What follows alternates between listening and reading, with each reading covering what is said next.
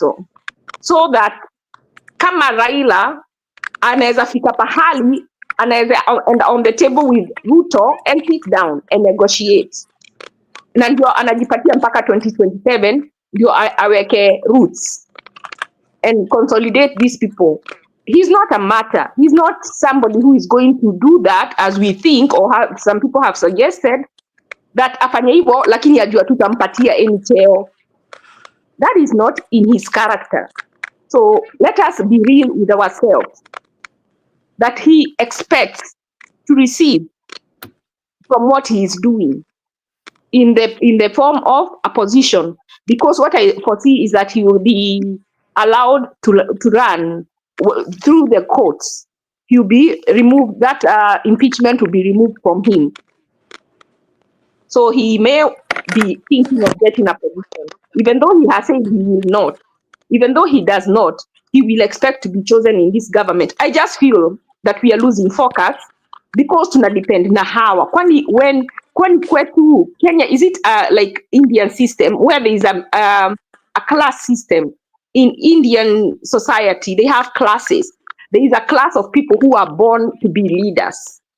There is a class of people who are born to be slaves. There is a class of people who are born to do this kind of job. Kwani kwetu, must we be ruled by these specific people?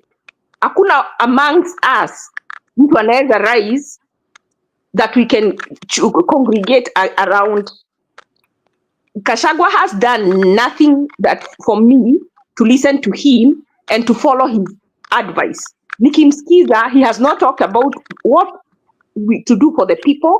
He's only talking about how it is beneficial for them, those leaders, for them to have people on their side. Lakini nikimsikiza, sijasikia essence inasaidia mwananchi. Like now, I was helping someone with the SHA because they are sick, they are vulnerable, and I got involved in the process. So once you register, you are asked, when you're registering, you're asked, are you employed, self-employed? Hakuna ingine. I'm like, someone is unemployed. How can they write self-employed? How can a person who is not employed and is not self-employed, and then but there's no third option? So you're forced to choose self-employed. And then they say, okay, since we will address that issue in the means inaitwa means something, who knows the name?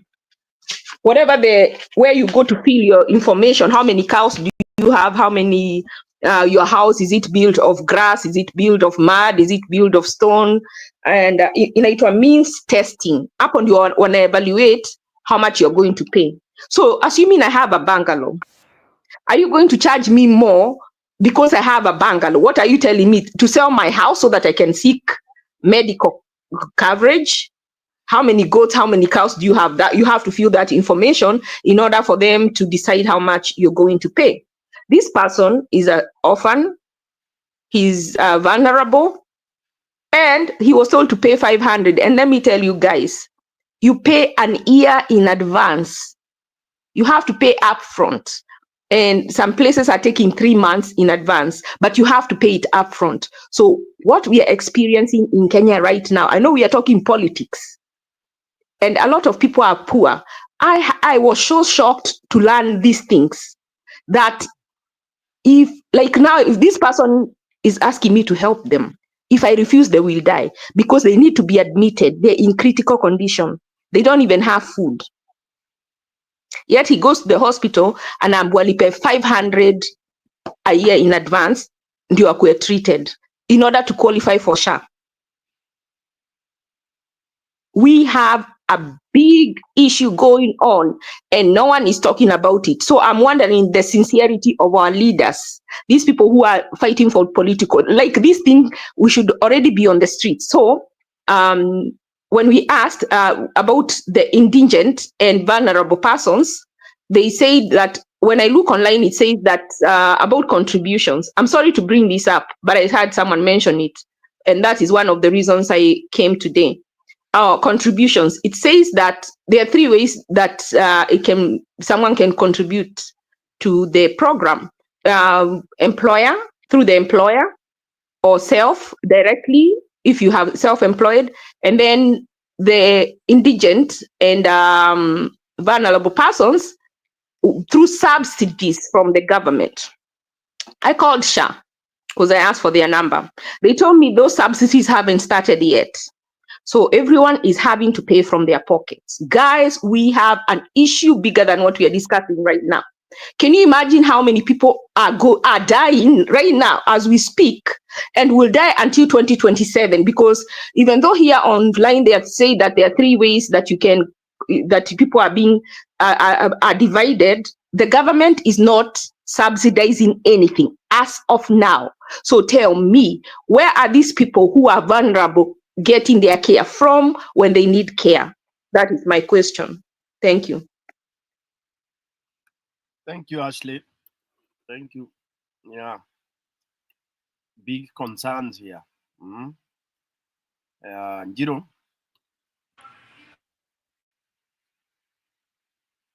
Mr. Njiro.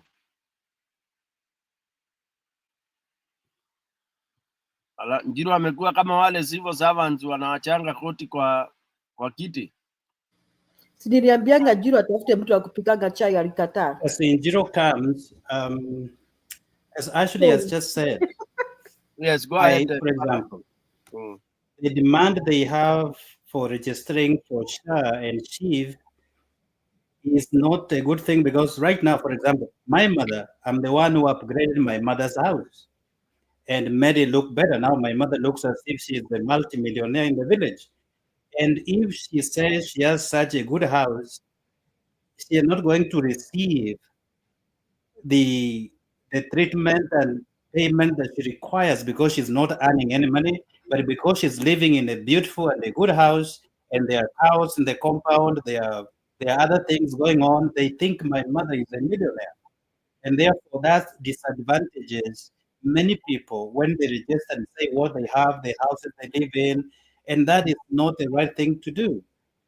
If you are contributing, and for example, I'm contributing for my mother and my brother, they are not earning anything, but because they live in a good place, they are treated as if they are wealthy people, which I don't understand. What kind of system is this? I never saw that under NHIF. What's this magic? Somebody can explain to me, because I don't get it. Dandario, I know Njiro anangoja hapa. You know, I want us to pay attention to what Musalia said. You know, I have a feeling Raila out. Hii mambo ya AUC out, not Raila. Then there's now the government, the anaitwa nani, Chief Prime Minister, Supreme Mudavadi. He's amplifying that conversation. I feel like the government wants to take this issue ya SHA because there's other bigger problems, 1.3 trillion. And they'd rather fix hii issue ndio by the time budget itakuja watu watakuwa hii tune tunaimba hapa itabadilishwa. Msimamo alisema hawa watu watachagua makosa yenye watarekebisha, ndio mwishowe watu wa Kenya waone better the devil you know than kina Wamunyoro that we don't. So they're going to try, they are amplifying this problem, they are talking about it, and I guarantee you with 1.3 trillion, 104 billion out versus 1.3 trillion, if they fix SHA, which I feel like that's Ruto's next, he asked, do you think we are mad? I feel like the next 2 months they will work on SHA, just because it's the one thing they feel like they can take head on to gain favor back to the country, because Raila is not going anywhere. So what else? They gotta pick up something, and they're already talking about it. That is my take. That 2-something trillion walieka kwa budget ya rais ya this budget that's coming up. Where is it going? You know, it's not going anywhere. So by the time tushike mori tuseme 1.3 trillion imepotea, and they are going to front another 2 point something trillion kwa budget ya president, executive, 700 billion development, 2 point something for trillion for the president, and 1 point something is lost. We need to build anger, regardless of what they do with fixing SHA, leading to that many, because I think they are gonna fix SHA before the budget. Okay. Not to 1.3. We need to build our anger towards that thing, because we stand a chance to forget with all the problems they have. They will fix everything that we are mentioning here, based on what I see. Let me quickly add on the fixing. Are they going to be able to revive the people who have been lost lives? Because let me tell you guys, I wish someone would call our demonstration with all the people who have been denied care and have actually had relatives die, and those who are almost dying because they haven't received care. A lot of people must have died since SHA was put in, because when someone is very ill and they are being told to pay a month in a whole year in advance in order to receive care, how many are not going to get that money and are going to die at home before they fix? Whether it's going to take 2 weeks, or even tomorrow, already a lot of people have lost their lives. And that issue need to be addressed. I don't know why that issue is not in court as an emergency. Thank you. Thank you, Ashley. Jiro. Yes, Aroston PK, can you hear me? Loud and clear. Okay, thank you very much. I appreciate coming to your podcast in the evening. I really appreciate the amount of information which is being relayed in some of these places, because I know that the new awakening of Kenya is here. First of all, may I begin by greeting the panelists today, starting with Ashley, going to Father Dan Dario, who has been very active in the comment section, but rarely would come to the podcast, but nimemuona leo. Innocent, tulikuwa naye jana, Jemo, na wewe, na Julia. I want to first of all bring you into attention of the things which are happening in the grassroots, with the name of trying to pick what is happening. Today in Kirinyaga, we saw a bishop in the name of Munene, the bishop of Full Gospel Churches. Alikataza kale kasichana kanaitangwa Gasheri kuongea kwa ile mazishi ya watoto watatu. I don't know what was the intention, and I think the bishop refused that woman to speak when that woman started speaking about problems in Kenya. So I pre-assumed that huyo bishop, hata kama alikuwa anasema kwa mazishi watu wasiongee maneno ya siasa, but I felt that maybe huyo bishop, he didn't want maybe somebody to castigate the government, maybe because probably he could be aligned to the government. Sijui kama Stony PK umeona hiyo maneno ya Gasheri. I was just bringing it into perspective. Number two, tulicheza hiyo clip. Yeah. So maybe nitataka kusikia opinion ya watu on that. I believe the bishop did not do right. There is something Stony PK I want people to understand about, but there is a reason why some of the issues which are affecting people, we talk about them in the barrios. Let's ask our questions. Where else do people meet? Where can we discuss the issues? Because that is why I disagree with the people who say that if we are in a barrio, we should not talk about our issues. Where else can we talk about changing our nation? Yes, we agree that people have been aggrieved, especially the family, but that one doesn't mean that we do not take into the prerequisite that there is a population there close to 2,000 people who are also partakers of the government, and that is a crowd which has not been mobilized using any money, and some information about the government can be said to them there. Sio lazima ati tujaze watu na marori. Unajua watu wa mazishi ni watu wa kujireta. In fact, it is usually an organic meeting which is very good to relay politics. So that's why I would like to really tell huyo bishop alifanya vibaya, and I think he destroyed a very good burial. Na huyo mama tu angeongea tu story ya SHA na hiyo story ishe. Because the truth of the matter is that SHA is not working. I think maybe bishop did not want his general to be known that he is not working. Number two, Bwana Stony PK, your friend yesterday received a very serious maybe hiyo video nikipatana nayo tena nitakuchezea ama nitakupea. Your friend received a very good reception in University of Embu, and I was really happy of what happened. I think there is some politics in University of Embu, and the MP for Manyata was there, and he really addressed those young people there. Na niliona venye the young people were embracing him. I think that is something in the positive direction. Number 3 ni historia ya Uhuru na Raila. Tumesikia ni kama hao watu wamekutana. I hope politics will unfold into the right direction. I hope both Uhuru and Raila are not trying to work together so that they can thwart the whole revolution with an aim ya crafting maybe a deal of how they could work with Ruto. Because I still believe that kuna secrecy bado sijaelewa.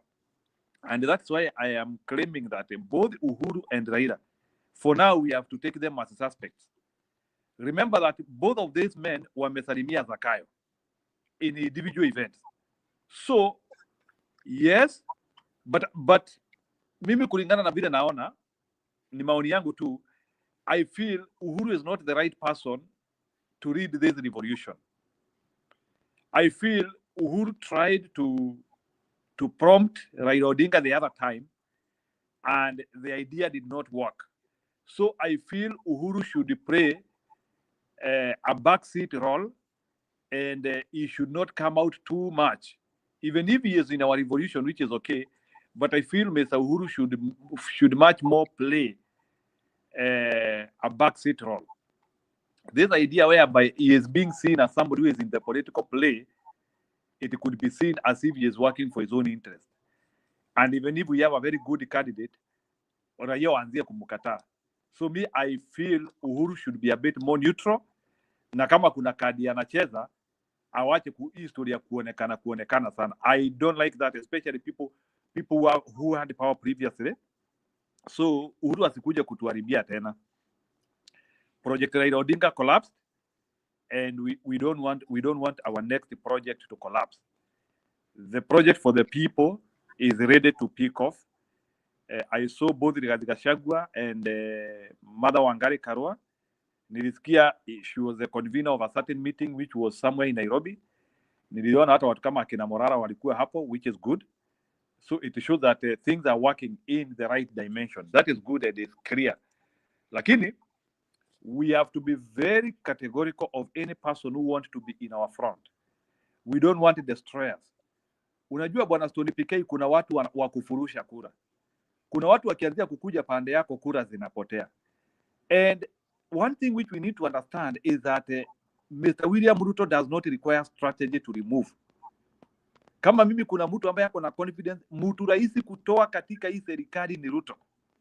So, in fact, this idea of over assembly and over strategizing could actually make us not be very well.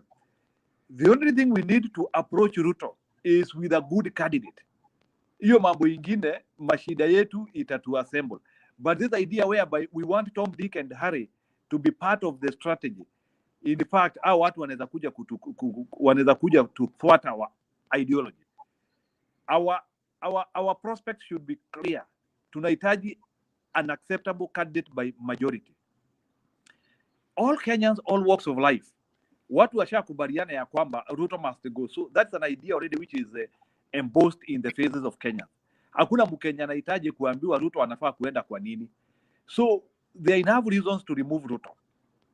And even without a serious campaign, Ruto si mtu wa kukufanya tutumie mabilioni ya pesa. Ruto ni mtu unangoa quickly. Ni mtu tunangoa haraka sana. No wonder even mulisikia the other day akiambua support yake nini is life support ni Raila Odinga, which is true. So mimi ile kitu tu nataka tu tufanye hapa kama raia wa Kenya ni we pray that the right coalition will form, and as the coalition is forming kukuwe na some honesty, and we hope that hao watu wanajaribu kufanya ni kama wanataka kukuja pande yetu Raila Odinga and Uhuru Kenyatta wasikuwe ni nyoka ya pande mbili. wasikue wanajifanya wako pande yetu and at the same time wako ile pande ingine, because let me tell you, and I want to say something here, Bwana Stone PK. Maybe you don't know ile deal Uhuru na Ruto wako nayo, you don't know, atujui. And from my own thinking, Uhuru can also help Ruto to get a second term. How can Uhuru do it? Number one, this is how Uhuru can actually produce a second term for Ruto. And that's why I'm saying these people, we have to take them as suspects. This is what Uhuru can produce a second term for Ruto.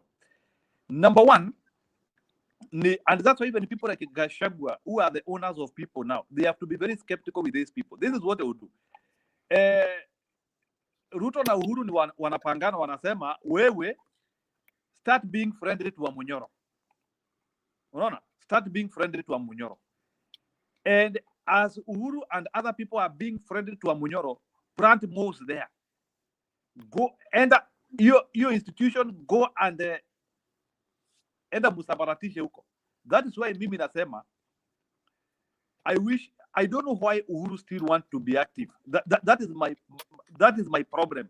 I don't want Uhuru to be in our side. Uhuru anakuanga mse wa nukes, by the way. Na nitaelezea hiyo. Uhuru ni mse wa nukes. 2002 he failed.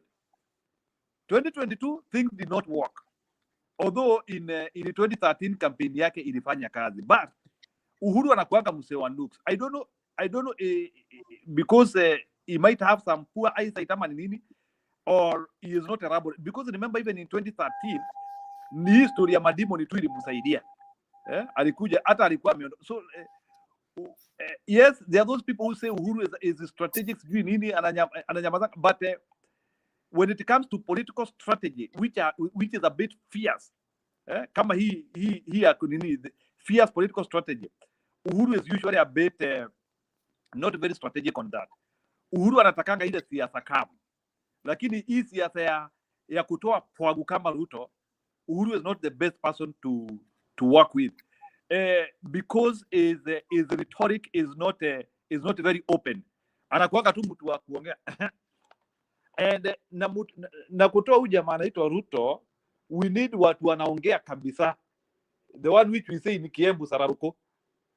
Because actually, let me tell you, Uhuru had the potential to make sure that Ruto is not elected, but is continuous talking of riddles.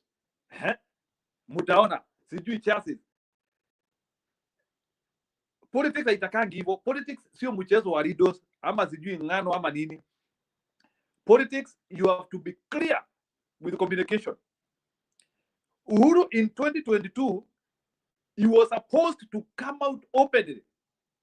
Na msiseme na castigate Uhuru hapa, but nile najaribu kusema his capacity of not speaking clearly can cost people. Uhuru alikuwa anafaa kutokezea aambie watu huyu mtu ni mwizi na ameiba hii pesa. He was supposed to be clear on rhetoric. I don't know the reason why he refused not to be clear.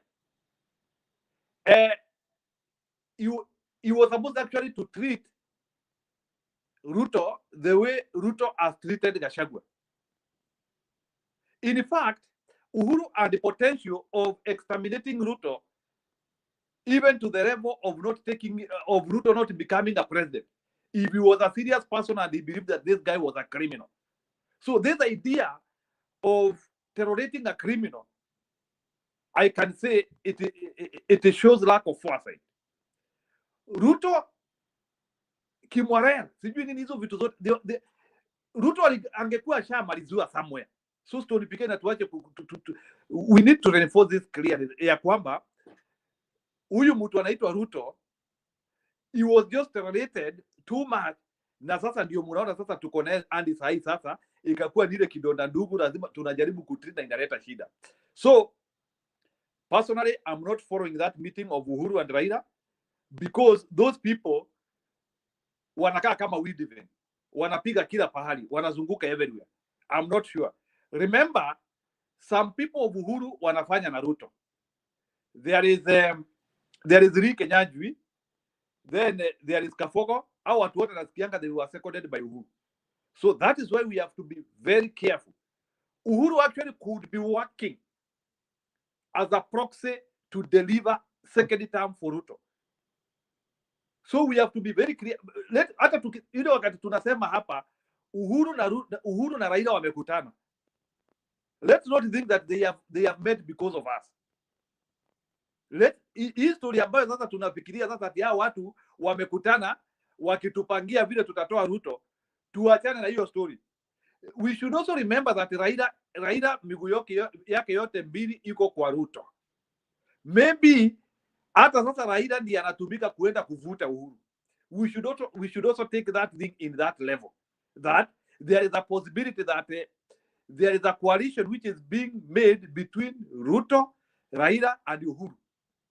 So hii idea whereby inasikia Wakenya ni kama all the time tunasema wakati Raila na Uhuru wamekutana is about how we are going to become more resistive to Ruto. Hiyo story lazima. In any case, our coalition is having more than enough members. With Wamunyoro train, with the people like Akina Matiangi kama watakuja, with the people like Akina Morara, with the people like there are so many people. Our coalition is more than ready. Madhakarua, our coalition is enough. So all what we now need is to package our rhetoric, is to package our coalition, is to show Kenyans what we want to do for them. Hiyo tu. Lakini tukianzia kusema sasa historia tunangojea kina Raila. In fact, Raila is not a determining force sahi, because Raila akikuwa kwa Ruto wanaisha pamoja. Raila akikuja pande yetu he decelerates that, anatu decelerate kidogo because Kenyans have lost hope with him. So and we don't know Raila akikuja pande yetu kama atakuwa anataka kujisukumilia kuenda pale mbele. That one is also another theory bwana Dani we need to understand. Na Raila akikuja pande yetu na then anaanzia kusema anataka kukua rais, ujue sasa hiyo mrengo yetu imesambaratika. Hiyo mrengo yetu kwisha, hakuna kitu ingine. So we have to be very careful as we entertain Uhuru and Raila Odinga. We can only accommodate them as backbenchers ama watu wa Oimaru, watu wa kukuja kuongezea force. Lakini sio story ya wakuje pande yetu alafu sasa waanzie kukuja atu wanaanzia kusema hao ndio wanataka kukalia viti za mbele hapo. Our revolution will backfire. And story PK, you know this. Why?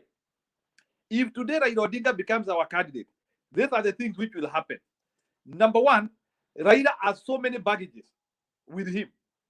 And then Raila is a very simple candidate to be beaten by Ruto, because maskando zake zinajulikana. Already washakula pesa na Ruto. So kitu ya kwanza, Raila akikuja pande yetu na asemekane ndiye candidate, ujue sasa hata maskando ataanzia kurushiwa hapo. Si mliona huyu mtu alikuja kwa serikali kuanzia kukula, si mliona hata na alafu sasa the fact that he has been with the government na amepeleka watu kwa serikali, hiyo shida ni sisi tutarushiwa. Ataanzia kusema wale watu, si huyu mtu alituletea watu, kuna vitu walifanya, si hao watu walikuja kukula serikali. So the worst thing we can do in this revolution is to entertain Raila Odinga to become our candidate. In whatever we do, Raila Odinga should not be bargained to become our candidate. We can talk about any other person, not Raila Odinga. So kama Uhuru na Raila wanakutana, ni wakuje kusupply that finishing force. So Tony PK, I wanted to clarify that, sababu kuna vile nimeanzia kuona tuna lose traction when I'm hearing now people saying that, including Wamunyoro saying that, if Raila Odinga want to become a president akuje kwetu. How? Let me tell you, this is what will happen. If Raila Odinga is a presidential candidate of Wamunyoro, that group will lose 50% of its people. Kutakuwa na candidate wengine wataanzia, that group will split. Itakuwa hivyo. So, and be assured that right now, Raila Odinga has lost people. He has lost somebody like me who used to support him. And I know I'm not the only one. There are so many people tulikuanga tunasa. Na mnafaa kujua every season Raila Odinga hupoteza watu. I know Tony PK, you know that. From 2007, when he was very popular. And so Raila Odinga, his work is, he keeps on losing people. So our strategy is one. Let's look for somebody without a lot of baggage and somebody with a good record. Tuketi chini tufikiria atakuwa nani. And I believe in the guidance of Martha Karua, sababu nimesikia Martha Karua ni kama niye anabai ndio coalition yote pamoja. Tuketi chini, tutafute watu wana baggage mingi sana. Watu kama akina Kalonzo wasijipende sana. Again pia Kalonzo ako na some baggage.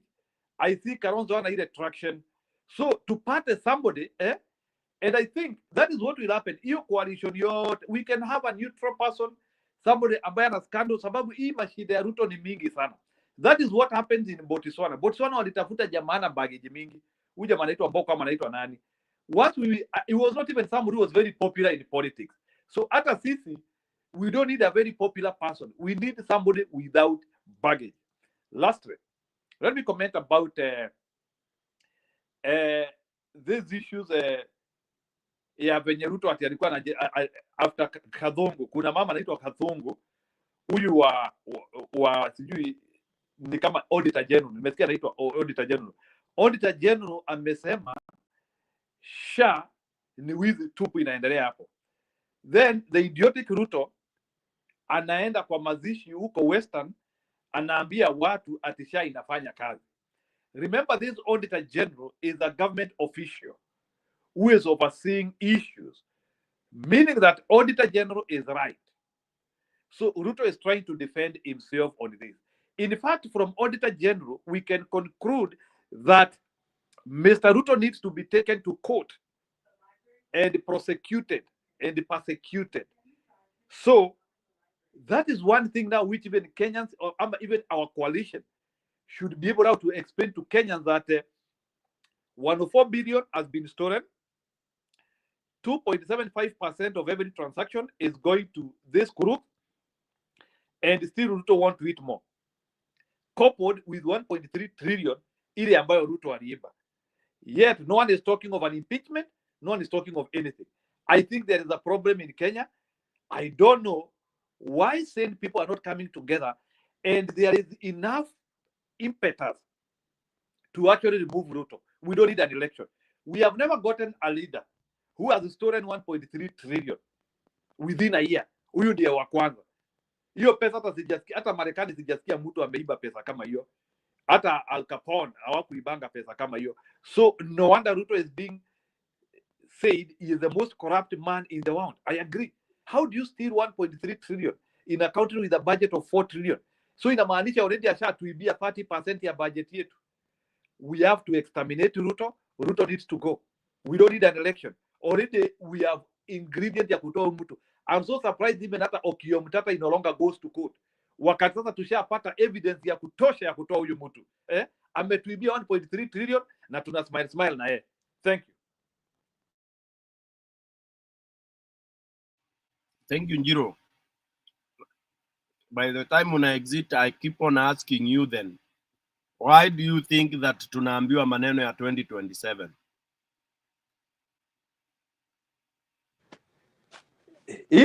Ili Ruto akuwa amepata strategy ya re-election.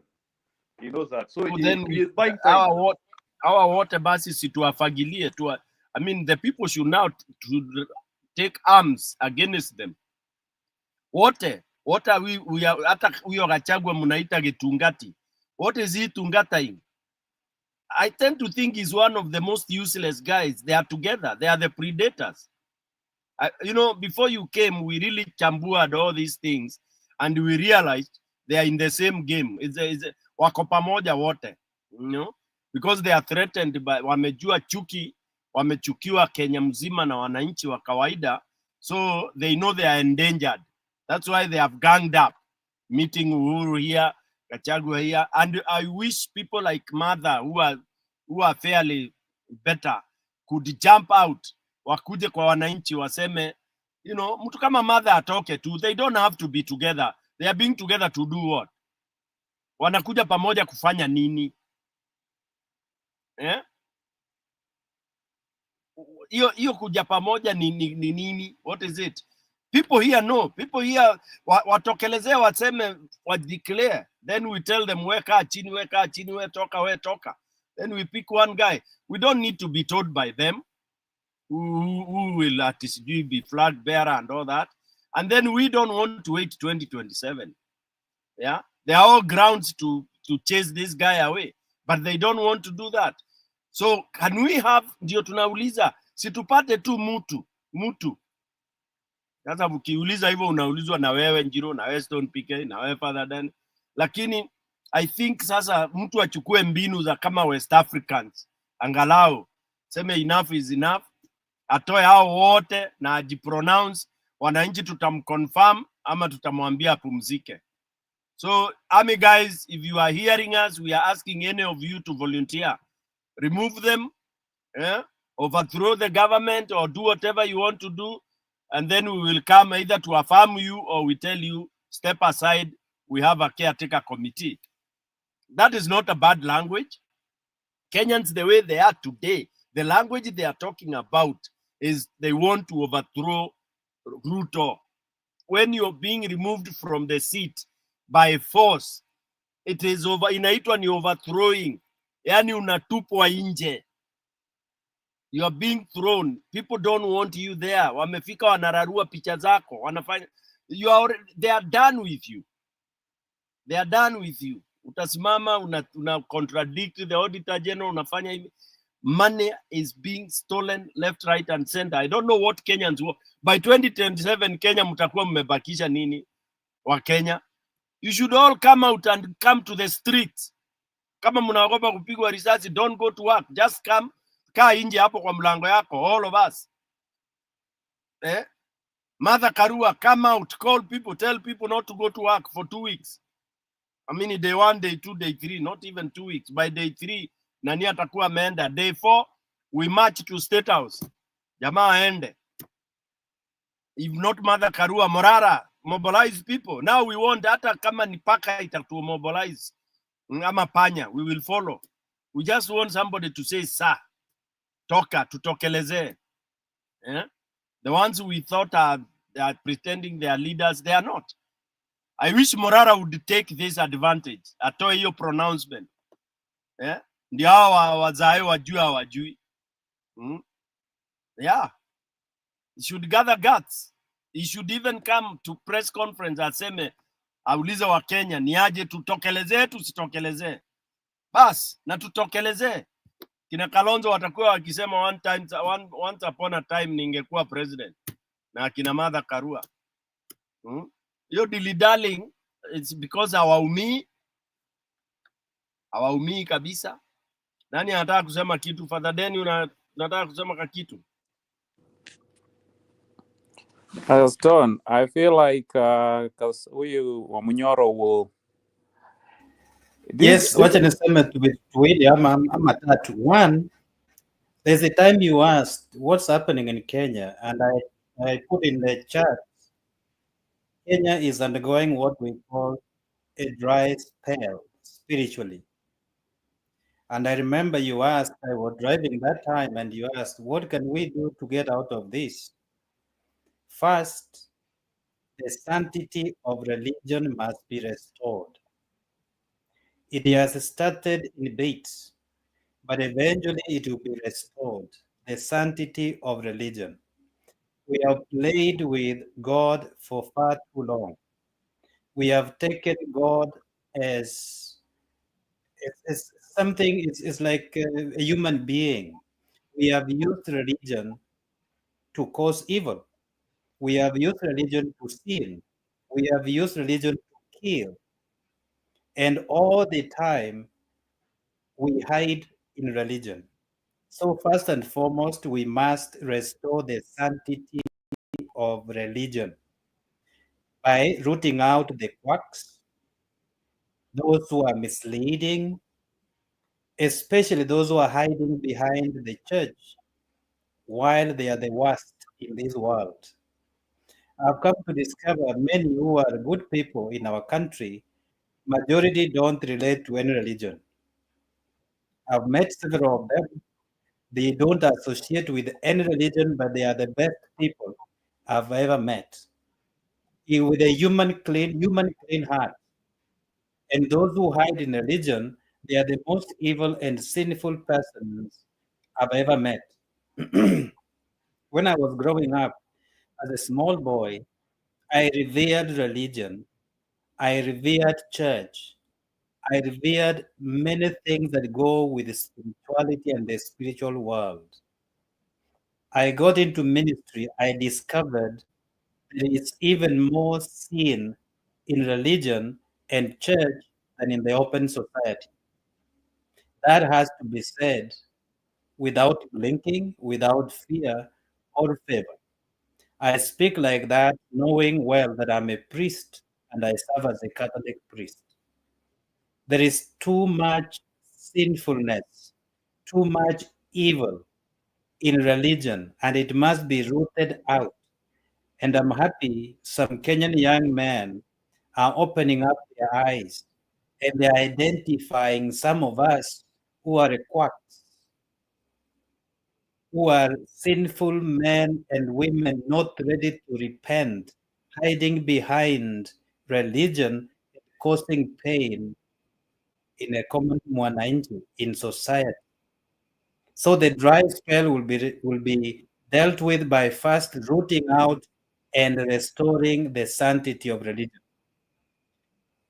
Not fearing to tell me to my face, Father Danny, you are stupid. On that area, you are not right. Don't fear that I come to you and tell you the Lord be with you. I can come to tell you the Lord be with you, but I'm still an idiot. Religion does not take away idiocy. If you are an idiot, you will still remain an idiot even when you are serving in ministry. So we have to be truthful and say, yes, I respect you, you are serving in the church, but on this part, you are wrong, you are an idiot, you are a thief, you have cheated us. That has to be said without fear. So unless we are able to stand up to the men of the cloth and tell them when they go wrong, we are pretenders as followers of these people. We must be ready to tell them to their face. That's one. On the dry spell, we have to deal with it. And I can see the young people are doing it slowly by restoring the sanctity of religion in the church. Number two, I wrote earlier in the chat, nikauliza swali, kwani huyu Uhuru Kenyatta ni nduma kuwili? We had akina Murathe and the associates and his friends, they met with Raila in the coast. Whatever they discussed, people are saying they discussed so many things. And it's like they are implementing BBI in some way. And that's what they discussed. And then something happens. Mother Karua convenes a meeting in the headquarters of PNP, and they're in a meeting, and the Kalonzo places a phone call and speaks with Uhuru Kenyatta. And I understand I saw some two podcasters talking about it. And they talked about you must identify a candidate as early as now and popularize that candidate. And he said for him and his party, they have no problem having Matiang'i as their candidate. But they will have to identify a candidate as early as now. So my question was this. If this man is meeting with Raila Odinga, who we can see from practical purposes is in bed with Kasongo, and here is advising this other group who are in a meeting, the question is he eating from both places? Is he setting everyone up so that he can achieve whatever he wants? That's why I said earlier, whoever is not with us, we don't care who he is. We just fagilia all of them. And even that parliament already is a defiled house. And I had somebody say earlier, Kwamba Ichomwe, I think it's Anne who said it. And that for me, because already defiled, it has no business being there. Coming to the other part, Njiro mentioned the lady who was being denied a chance to speak in Kirinyaga. That same bishop had allowed an MCA to speak about SHA and encourage people to register. But when that lady was ready to speak, the man calls himself a bishop, comes to stop her from speaking. And that's why she was kicked out. And I understand I saw another clip earlier when another man said I was sent some condolences by Kendike, Mr. Kamam. They just booed him. They never received the condolences and they rejected it because they don't see the possibility of receiving such kind of condolences when they are suffering and the man is in power. So we have to identify some of these fellows who are not for the good of the people. The other thing I would like to talk about is there's a man called Kinuthia Fanyamambo. Kinuthia Fanyamambo was talking with Jeff Koinange and the other friends. He's going to court against Jesus Winner Ministry. And he's going to court is to demand the return of the land that was donated to Jesus Winner Ministries, which is against the law. And I saw if we have such kind of persons who can agitate and make people have some sense, they can make some movement and they can move and they can have an uprising. The other thing I think which Jemo talked about and we thought of like we went silent on it is the fact that the regime that is in power now has chosen the fights they want to fight with us. Because as at now, there is a bill in parliament that is aimed at clipping the powers of the Auditor General. They want to make it look like a commission. That means a group of people to decide what's to be made public and what not to be made public. But now it's only under one person. They cannot control the person. The person decides and make public everything. If it's a commission or a group of persons, they will take a vote. What will come to public and what will not come to the public, because they are getting embarrassed and ashamed all the time. That's why this man goes to Western Kenya where he's going for burial. He says SHA is working, while the Auditor General is saying we don't know the owner of the system.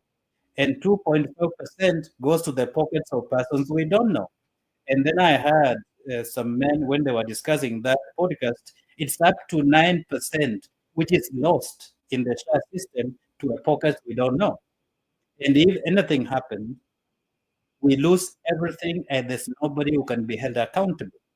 So they have chosen a fight about SHA, which they can try to fix, while they want us to forget about the looting they have done of 1.3 trillion, which is a full 1 year budget for a country like Rwanda. So we have also to be keen that we do not bembeleza watu so much, because the more we bembeleza them, the more we are sinking. For me, there is a saying which was said, kama tungefagilia wote, it would be a good thing. But we have to be systematic on how to fagilia our water. So first, we have to take care. For me, I pray, if they started with the institution called the church, watu watashika sense. But if we let the church disappear, we lose it.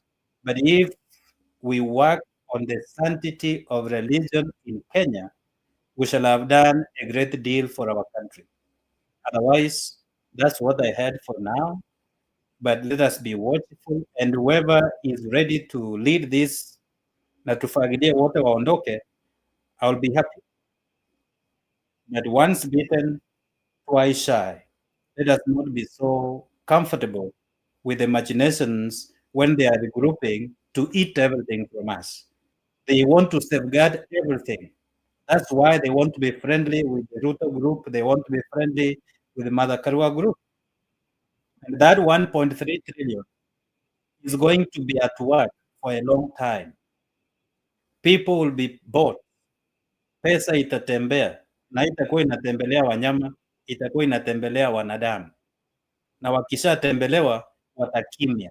Wengine wanauliza mbona hata wale walikuwa active, why are they not talking, why have they gone silent? Wengi wametembelewa. The other day I talked about David Maraga. A friend of mine said when they started going to court to remove the justices in the Supreme Court, the man who was intended to be the chair of the tribunal to remove them was Maraga.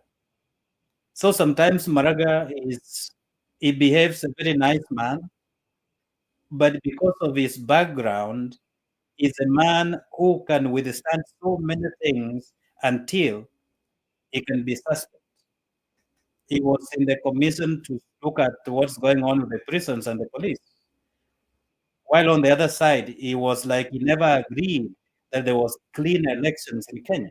So if he was of the opinion the elections were not good, the question would have been, why did you accept the job from that man? But those are for argument's sake. But for now, it's the question we have to ask, who is with us? Whoever is not with us is our enemy. And if you have not pronounced yourself, we take you as an enemy and we deal with you like that. And I will take that from Kinuthia Fanyamambo and Asema, as at now, we are tired of waiting. Tukitaka kurusha mawe unapita hapo, tunasimama tunaacha. Right now wacha turushe mawe, whoever atapatikana nayo aanguke nayo. So mawe ianze kurushwa, whoever is not with us, let him receive the stones. That's what I will say for now. Stone PK. Hello.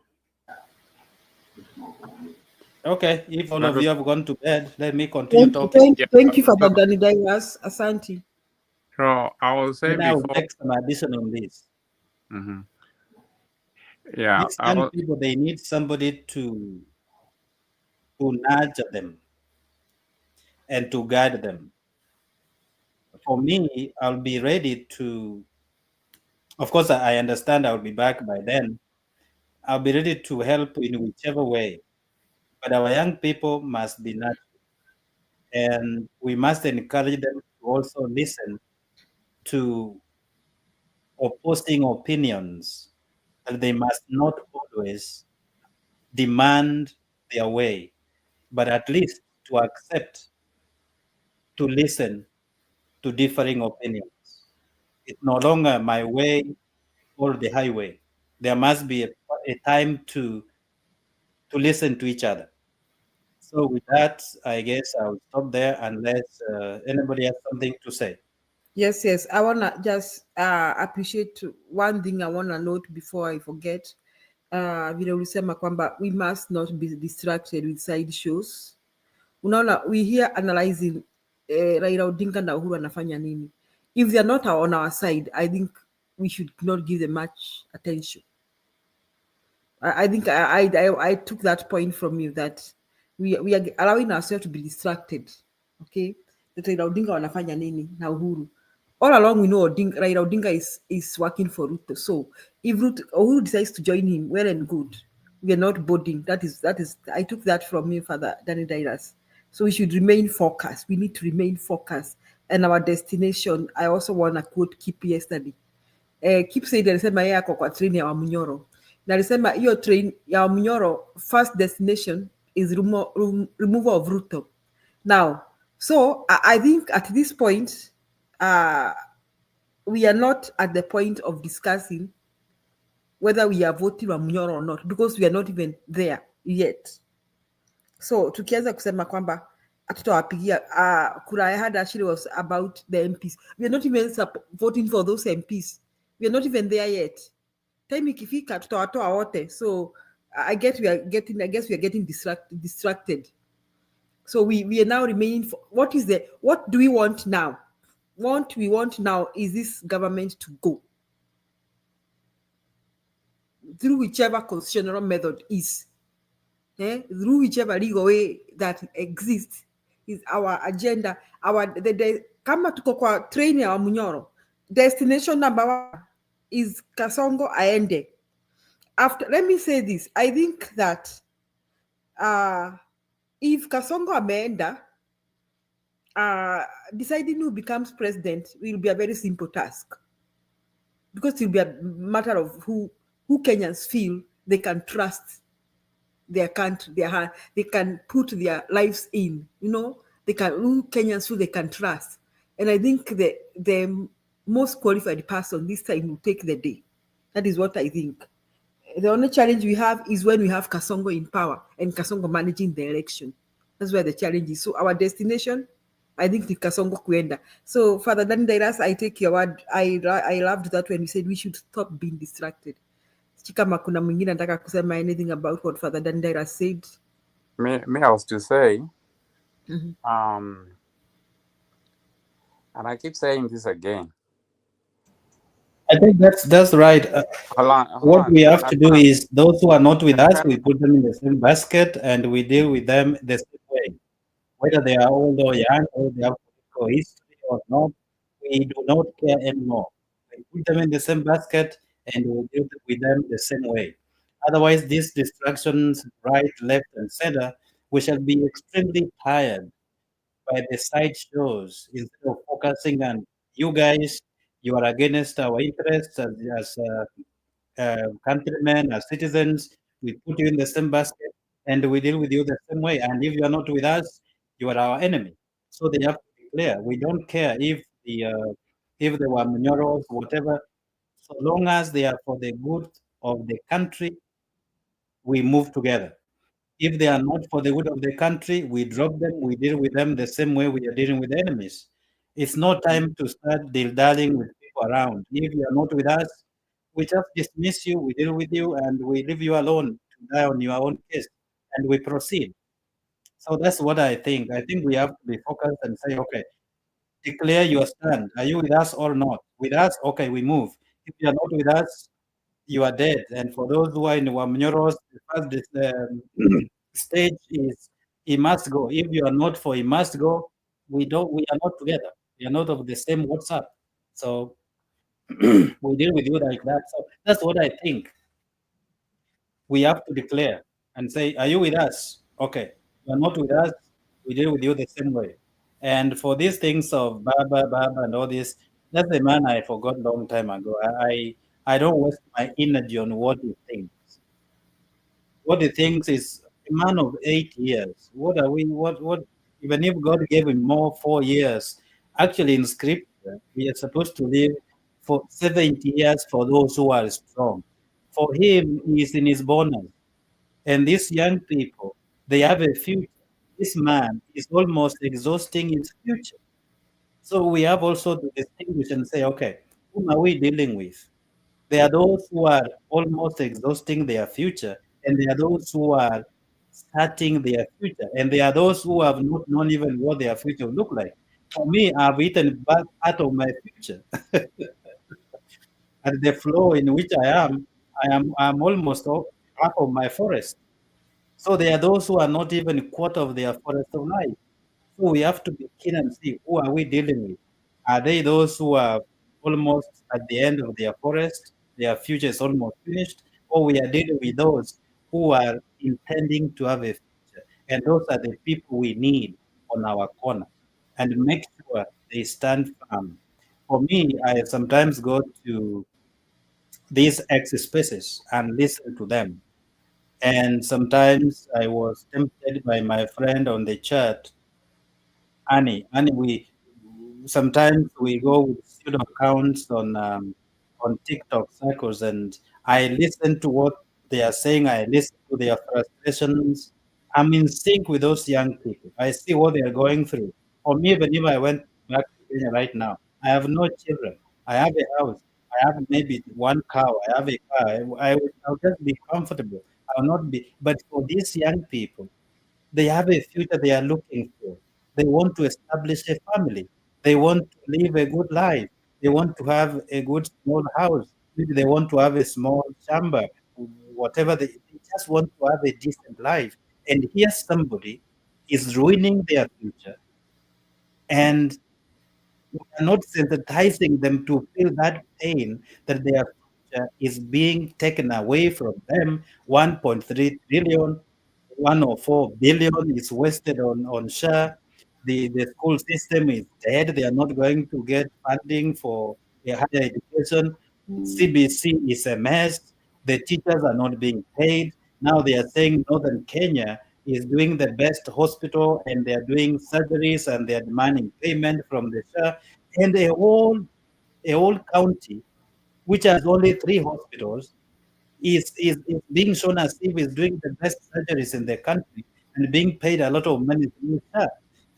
There's something wrong.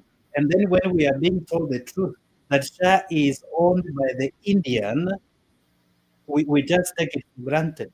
When we are told that Dani has a hand in Shiv and SHA, we don't trust. We said, oh, we are not having that agency of seeing that our country is being taken away.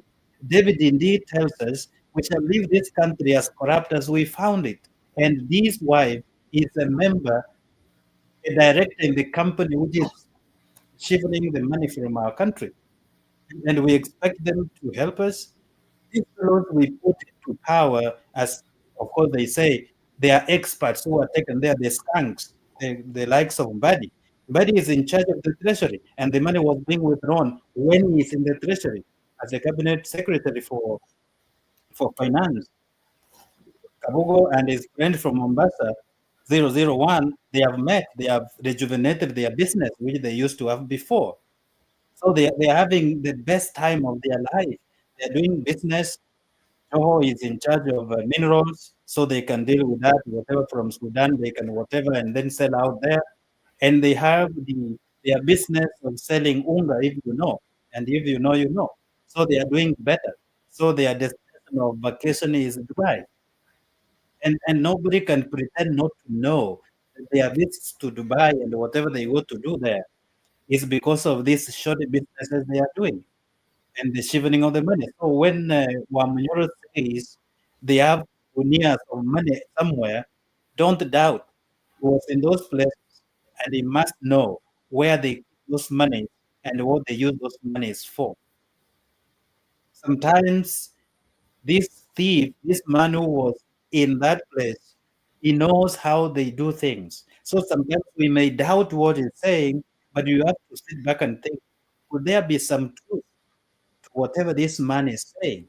If this 1.3 trillion was physically withdrawn, where is it being kept?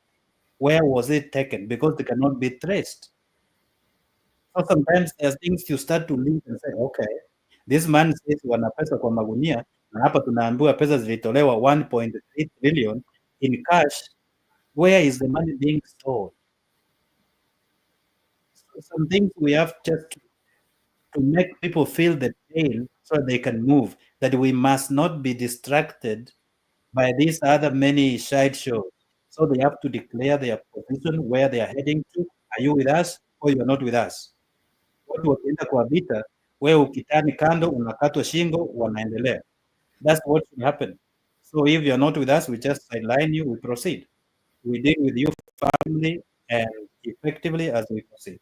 So let us not waste time with side shows. And if where we are heading to is he must go, let us stick with that.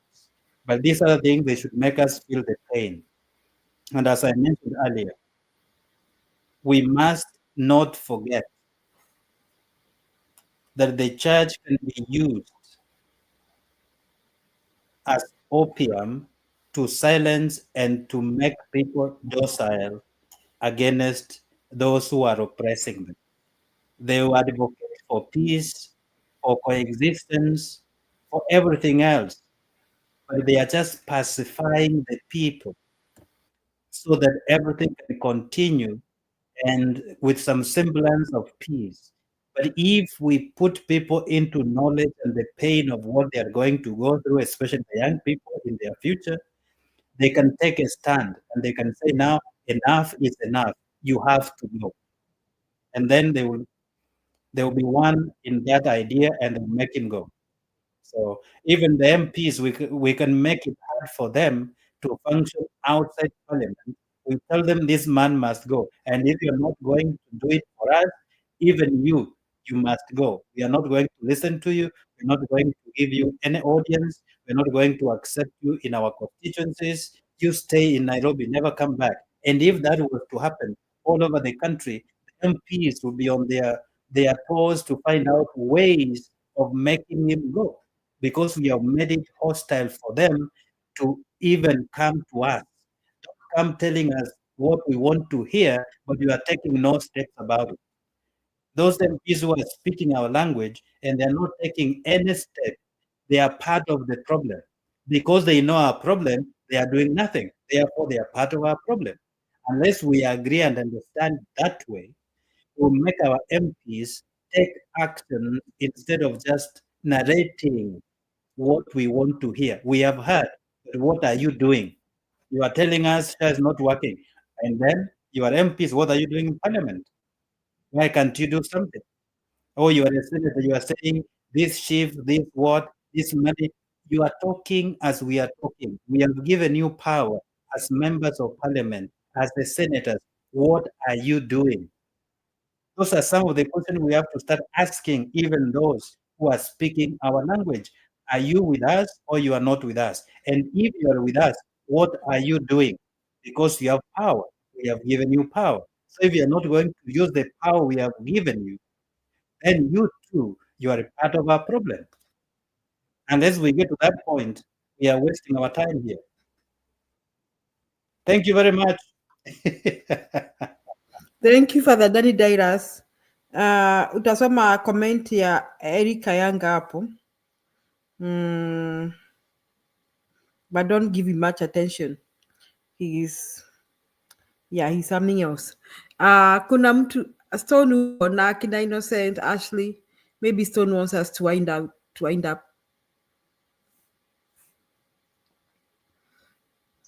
Hello, this is Ashley. I just wanted to comment on some things, and I'll start with Gasheri.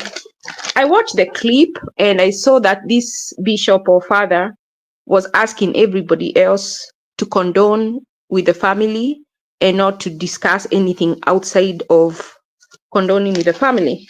And most of them obliged. They stopped when they were starting to go off. But Gasheri was combative. She didn't stop. She started saying, but. And at that point, the father or bishop asked for the mic to be turned off. And he had done that to another person who had started to talk, and he had said to turn off the mic, and that person didn't. So when that person finished speaking, that bishop or father said, when I ask you to turn off the mic, if someone is going off topic, you need to listen and do that. So the next person to come was Gasheri, and she did not do. When she was told to stay on topic, instead of staying on topic as the others who had been told to stay on topic had done, she was combative. I think when we are paying our last respect, especially to the lowly, watu wale hawana pesa, watu wale hawana say. In Kenya, there is a thing, our raia na ndio wengi, you are being trodden upon, even on your grave, even on your last day. When we say we pay our last respect, we pay our last respect to the dead. If they if they died because of lack of care, I can see someone coming to talk of SHA. That is applicable. If they died in an accident, you can come and talk about the roads. That's applicable.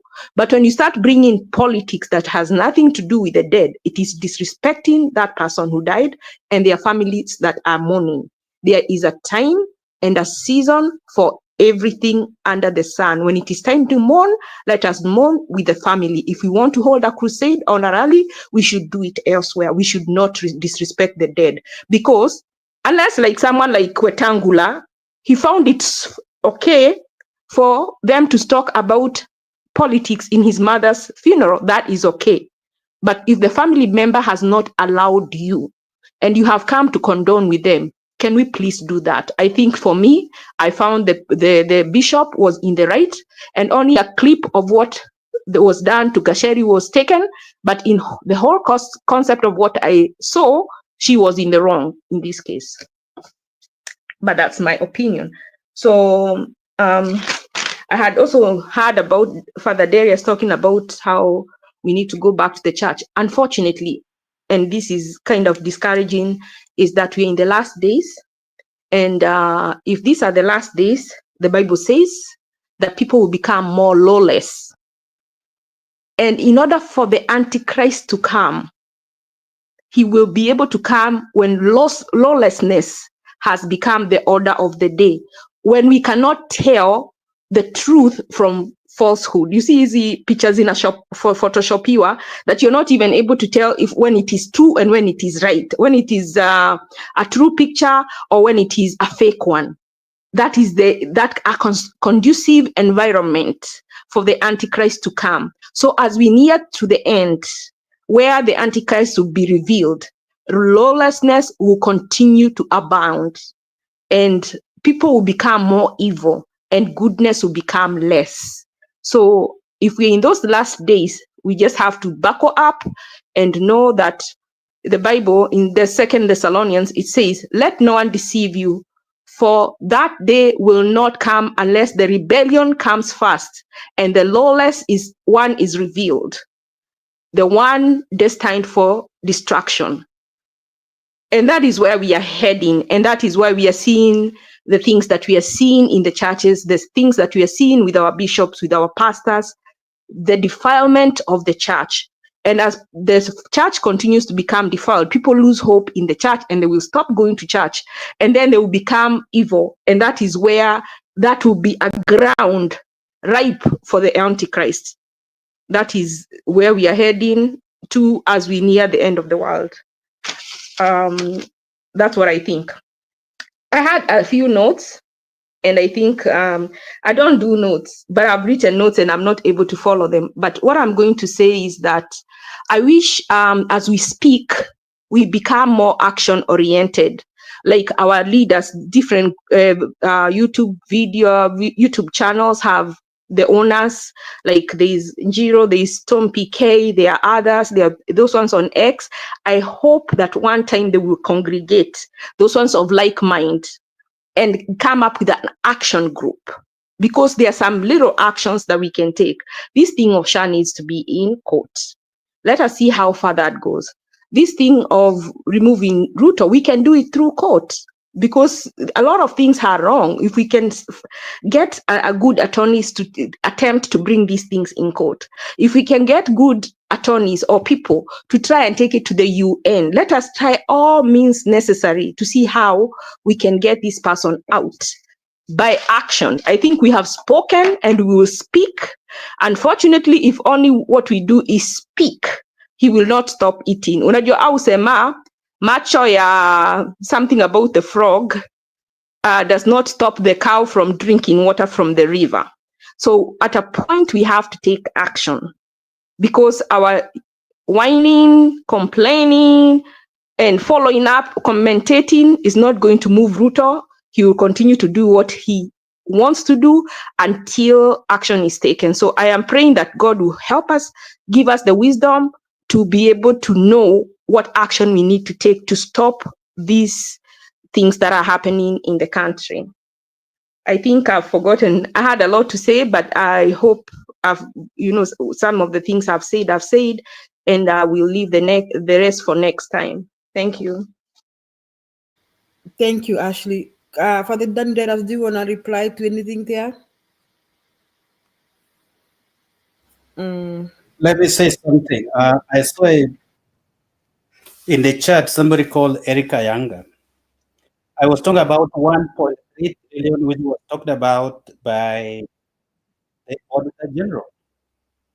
Said 1.3 trillion had been withdrawn within 7 months in cash, and nobody can trace where it went. They just said it was to be used to pay debt, but nobody can say where the money went.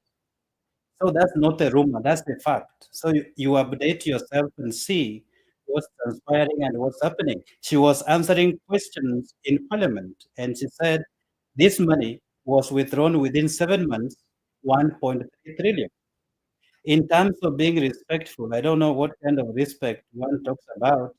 I don't talk about rumors. What I said is 1.3 trillion said to have been withdrawn in cash. The other thing I connected with was that Gachagua said there is money in Gunias. Then I said, what if it is true? What if this money was withdrawn 1.3 trillion and nobody knows where it is. Is it the money which is being referred to as money in the Gunias? So therefore, whatever I said is not a rumor. Money was withdrawn about Gachagua. You find out. You know how to get veracity of truth, but you are not curtailed from thinking. So therefore, where I serve as a priest is none of your business. But I'm a Catholic priest and I serve proudly as a Catholic priest. And I'm one of those people who don't hide from truth. And therefore, if things are wrong, they are wrong. There's no way you can just say, oh, we are supposed to be respectful. Respect is earned, it is not demanded. If a bishop does not earn respect, that bishop ought not to be respected. If a priest is not earning respect, that priest should not be respected. You cannot demand respect just because you are a man of the cloth. Respect is earned. Is only God who is revered for being divine and being God. We cannot clothe evil in the name of the church and then say, treat them with respect. We have to be respectful. We have to be obedient. Obedient to sin. You are not obliged to obey, to cooperate in sin. I don't know which church teaches blind obedience. The church I come from, the philosophy of faith is faith and reason, they go together. And the bottom line is truth. I have no obligation to obey in order to sin or to obey in sin. We are supposed to obey and be respectful in a righteous manner. If a bishop is leading you to sin, you have no obligation to obey. Even if it were me, even if I was ministering in your church, if I'm a sinful man, I'm a sinful priest. Period. There's no point to say, oh, he's a man of the cloth. No. That's a stupidity of the highest order. Faith and reason, they go together. You cannot just become a blind obedience fellow who just says, okay, he's a man of the cloth. We have used such kind of things, such kind of understanding, and we have made the things in the church and religion to lose value. Why? Because we have allowed quacks to minister in the name of the men of the cloth. I don't believe in blind obedience. I don't believe in ignorant and stupid faith. Faith and reason, faith and reason, they go together. Unless you want to become a fanatic, and then you start worshiping the so-called bishop, or the so-called apostle, or the so-called man of God, then you forget the God who is supposed to be worshipped by everybody. We are people who are supposed to help. We are just vessels. You cannot worship a vessel instead of the real divine God. So, in terms of respect and obedience, you cannot obey in sin. Respect is earned, it's not demanded. I have to earn respect as a man of God. And if I cannot earn that respect as a man of God by being righteous, doing the right thing, promoting righteousness among the people, and pointing out evil wherever you see it, regardless who does it, then I have no claim to any respect, and I cannot demand obedience from anybody with regard to sin. You can only obey if I'm guiding you in righteousness. That's all I could say for now. Thank you very much. Thank you, thank you. So Ayaga, Auditor General was in Parliament, so you need to go look at that information. You'll see what everything that she said is not true mass. But I think Kayanga is living in a world of denial. He still wants to defend Ruto, and it is sad when Kenyans are going through what they're going through. The person in this at these times would want to defend Ruto. Ruto is undefendable. So afadhali tuache tu. What else? Now Can I about ask? yes, Can I yes, ask a question? yes. I wanted to ask him. I know he was talking about us going back to the church, and in light of Matthew 24:12, it says, "In the last days, evil will significantly increase, with a growing prevalence of wickedness and moral decay, causing the love of many to grow cold." So, as goodness declines and the rise of sinful behavior becomes the order of the day towards the revealing of the Antichrist, what do you have to say? So, what should we do in that regard? That if this is how the world was set up to play out, how can you respond to that?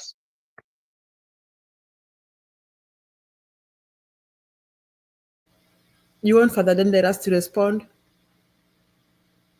Yes. Denderas, you have a response to that? Did you hear what Ashley asked? Let us to respond. I did not get the question clearly because Antichrist, maybe if she can repeat the question, I cannot connect it to the politics of the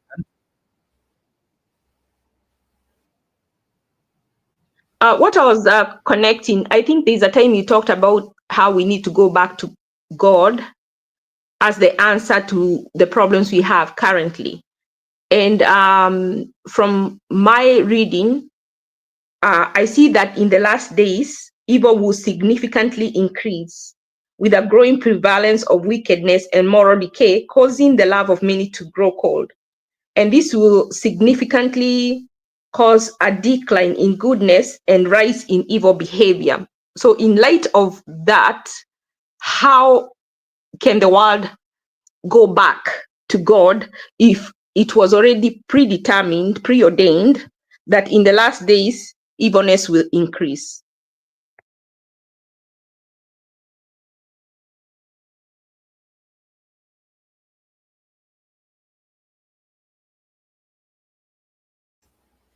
I will Pretty answer much, saying this. I pretty much don't what think we are in the last days yet. What we are seeing right now is the upheaval that have been allowed by the human person to invade the church. If it was the last days, it would be different from what we are seeing now. There is a sense of sanctity in religion, unlike what was prophesied in the scriptures, where in the last days to be total chaos. We are not there yet. What we are seeing right now, what I was referring to is for us as a country, because we are being affected at this particular time. And one of the things that is affecting us is the infiltration of the church in Kenya by evil men hiding behind the men of the cloth, quacks in religion, evil men and women who are using religion to cause havoc in Kenya. In the latter days or the last days, it will be extreme evil in the church world over, not only in one country, but all over the place. But in Kenya, this particular time, the church has been used by the political elite to advance their evil schemes, and the quacks in the church have been used to advance the same evil schemes of the political elite. It is not an hearsay. I was in Kenya 2007, 2008, when things were happening, and I was specifically in Kapsabet. And I understand how money was used for the killings of the persons in Kapsabet. I was in Kenya recently, and I know how the political elite have used the personal churches to launder money. They launder money through the church because this church is a personalized institution whereby accountability is not there. So they use it to launder their money, and they avoid giving their money to institutionalized churches which will ask for accountability of the money you receive. So they find it easier to launder their money through the personalized churches. And through that, these people in those churches are pacified by the gifts they receive. They become almost subservient to the political elite who come to their help. So that the only way we can get out of where we are in Kenya as a church is first face the truth, face the facts. If I am a priest in your church and I'm molesting children or I'm doing some evil, don't spare me and say this is a man of the cloth. No, tell me to my face, expose me out there, and make it known. If I'm a thief, I'm still a priest, but a thief.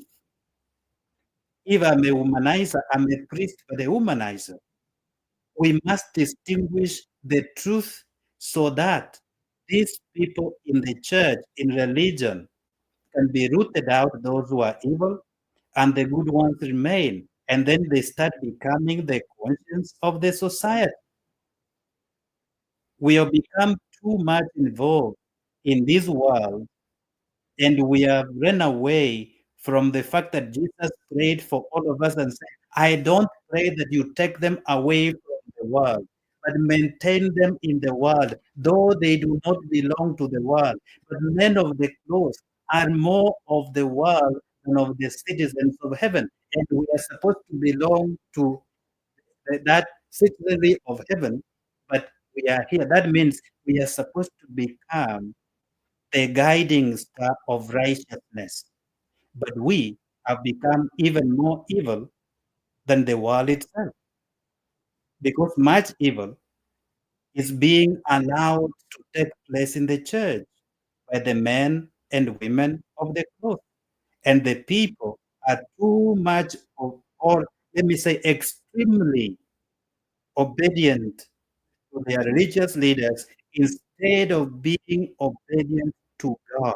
Your responsibility first is obedience to God, then follow your leader for righteousness. If you cannot obey God and face the truth, then don't count yourself as a Christian or as a Muslim, because your first obligation is obedience to God. And whatever takes you away from your relationship with God, whether it's a man of the cloth, whether it's a priest, whether it's a bishop, whoever that person is, must be eliminated from your relationship with God. Take that log out and remain with your relationship with God. Whoever comes in between you and God must be eliminated from that relationship. I don't mean killing, but you have to take them out of your relationship with God because they are not helping you. And that's what we went to the church. That's what we want to happen in Kenya. That the quacks in the church, the evil man in the church, the sinful fellows who come in the clothing of the sheep, but they are wolves, they must be identified and rooted out and restore the sanctity of religion. Our responsibility is a spiritual guidance.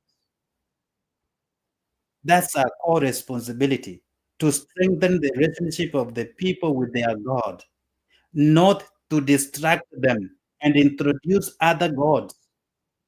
Like the church where your president went to, 2022, they put his pictures on the altars during the worship service. Who are they worshiping? Ruto on the screens or God in heaven? When they were rejoicing, when they are receiving that money, were they rejoicing for the glory of God or for the appreciation and the joy of the moment, the pleasure of the world? And they have been taken from focusing on God. Now they were focusing on how they are going to make a polling station at that church to prove that they are obedient to Him. Their first call is to be obedient to God, not to man. So this stupid obedience to people around masquerading as people of God must stop. And we must first obey God, then allow those who can lead us to strengthen our relationship with God to guide us spiritually. The quacks in the church must be rooted out. The pretenders in the pulpits must be taken out. And we do not want anymore to have pulpit banditry in our country. It is too much. And we just sit there and we become pacifiers as people of God. The Lord be with you, and we are preaching sinfulness. What the hell are we doing as people of God? I'm sorry. Thank you. Don't get me to get started. Thank you for that, Dairas. Yeah, I mean, the men of God have allowed defilement in the church in Kenya. And I think there's somebody who has been preaching called Makonyango amesema, as Kasongo pays, they also pay because of what they did. They sold their souls to the devil because of money, and they allowed defilement in the church. About that thing that happened in Kirinyaga, of course, I agree it is not right to bring politics to a funeral. But I think everybody needs to read the times in Kenya. A hungry man is an angry man. People are hungry and angry everywhere.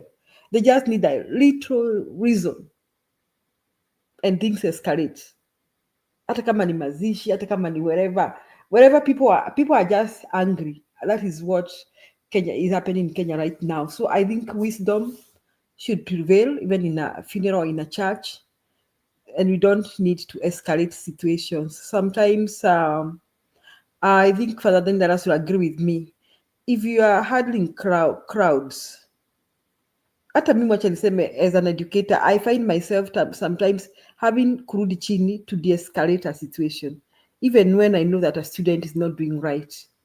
I may just rudi chini, I even just apologize to that child, just de-escalate the situation, and that works a lot. So your father, he may have been on the right by saying hatutaki siasa, lakini he should have read the mood and de-escalated the situation. It was very easy for him to de-escalate it, but he escalated the situation. That is, I think he wasn't very, very wise. That's my take. Now, about what Father Daniel is saying, Rashid is asking, from my own point of view about faith and religion, we just need to remember a few things. If for those of us who subscribe to the Bible, that Jesus said that they'll come in sheep's clothing, but they'll be wolves to deceive many. They'll try to deceive many. I think we're experiencing those times when they are trying to deceive as many as they want, but they're in sheep's clothing. But then also, the Bible also says, work out your salvation with fear and trembling. So I think it's our personal responsibility, those who subscribe to the Bible, to work out our salvation with fear and trembling so that we have a discerning spirit and we can tell who is misleading us. I think we can always do that. We have to, it's our responsibility. That is how I see it. Innocent Stone, tufunge show. Mko wapi? Okay, thank you, Julia. Tufunge sasa Julia. Okay. What? Yes, Okay. go ahead, Innocent. You wind up. Okay, thank you. As we give our last contribution, Father Dan, well articulated. You say what you believe is right, and we need people of the cloth to speak more of the evil. Ayaga has also spoken ill of this government. Is also one of the agitated person, maybe the same way wakina Stone PK, Julia, and Kinanjiro, and some of us tumekuwa agitated. We voted for Raila, and akituangusha, we speak against it, and we didn't vote for Ruto. And so what I'm trying to say is that let's not fight one another, as some of the guys are saying in the comment section. Let's just focus, throw our tantrums to Ruto and see the way forward we can use our efforts to fight this regime. Because I know most of us are fighting for this country. I've listened to Ayaga in other forums, and he gives his views the way he wants it. So sometimes maybe he says it the way it is. Sometimes, let me just quote so the way some people say it. It's just like the ODM people, the Luo people, who didn't vote for for Ruto, and saizi ndio they're the ones who are trumpeting ama championing the Ruto philosophies. Ama they are saying that we want to punish the Kikuyus because they're the ones who brought us to this mess. Let's not do the same thing the Luos are doing, ama the ODMKs are doing. That we want to do this because can we do something right? The way Father Dan is saying, as a Christian, can we do something which is going to help our citizens? Can we help our church? And some of these things, especially for Father Dan, I'll tell you, many churches in Kenya are not meant for spiritual nourishment. They're just there for business. And if they're there for business, so sometimes maybe tuna kejeri ama tunawaambia that whatever they are saying, and these are some of the things in 2022 tulikuwa tunaambiwa, and some of these issues were raised by Raila. If you remember that kuna churches hapa Kenya zinatakana kufungwa, and people walisema Raila is not a Christian ama is not a believer, ni mtu wa shetani ama nini. So what I'm trying to say is that there are some churches which are I don't know how to put it, but ni kama their work is just to make money, ama mtu alianzia church because hakuwa na kitu yote ya kufanya, so they are just there to get ama to benefit from the believers. And Ayaga, what I can say, Ashley, whatever you asked is what you believe as a Christian, what you believe is right is right. And the Bible says that these are the last days, and not everybody who says Lord, Lord will enter the kingdom of God. So it's high time that we realize that there are many who will quote the name of Christ. We have seen this, they have quoted, and wanapitia tu for the sake of it. But if you are in church and you know what the Bible says, the way Julia said, you know the tenets and the principles of Christ, then do the right thing. Especially what we see in churches. If you're a pastor, I'm a priest, I'm a bishop, and you see people going wrong, ama wanashangilia kwa church, shouting this, wasema this is not the way we do it in church. This is not the church thing. On the same note, whatever happened maybe kwa hiyo masishi, I will conclude by saying, don't allow other people to ongee their political issues there, lakini wengine wasipatiwe nafasi. And the way they said that if this person was a politician, then we will do it. ama tutamu we'll give our condolences. Yani wanasitoa wakiongea politics in it. But we say this, the way the Gen Z told us some few months ago, kama ni kanisa, wacha watu waende kanisa. Kama ni masishi, wacha watu waende masishi. Look for your own forum. Kama ni maneno ya SHA, utatuambia maneno ya SHA. Kama ni maneno ya nini, utatuambia. Ruto has been doing the same thing. Lastly, as I finish, if Gachagua was impeached because he disobeyed the constitution, how many times has Ruto disobeyed the constitution? What are we waiting? What are we waiting? We should go forward and impeach him. Thank you.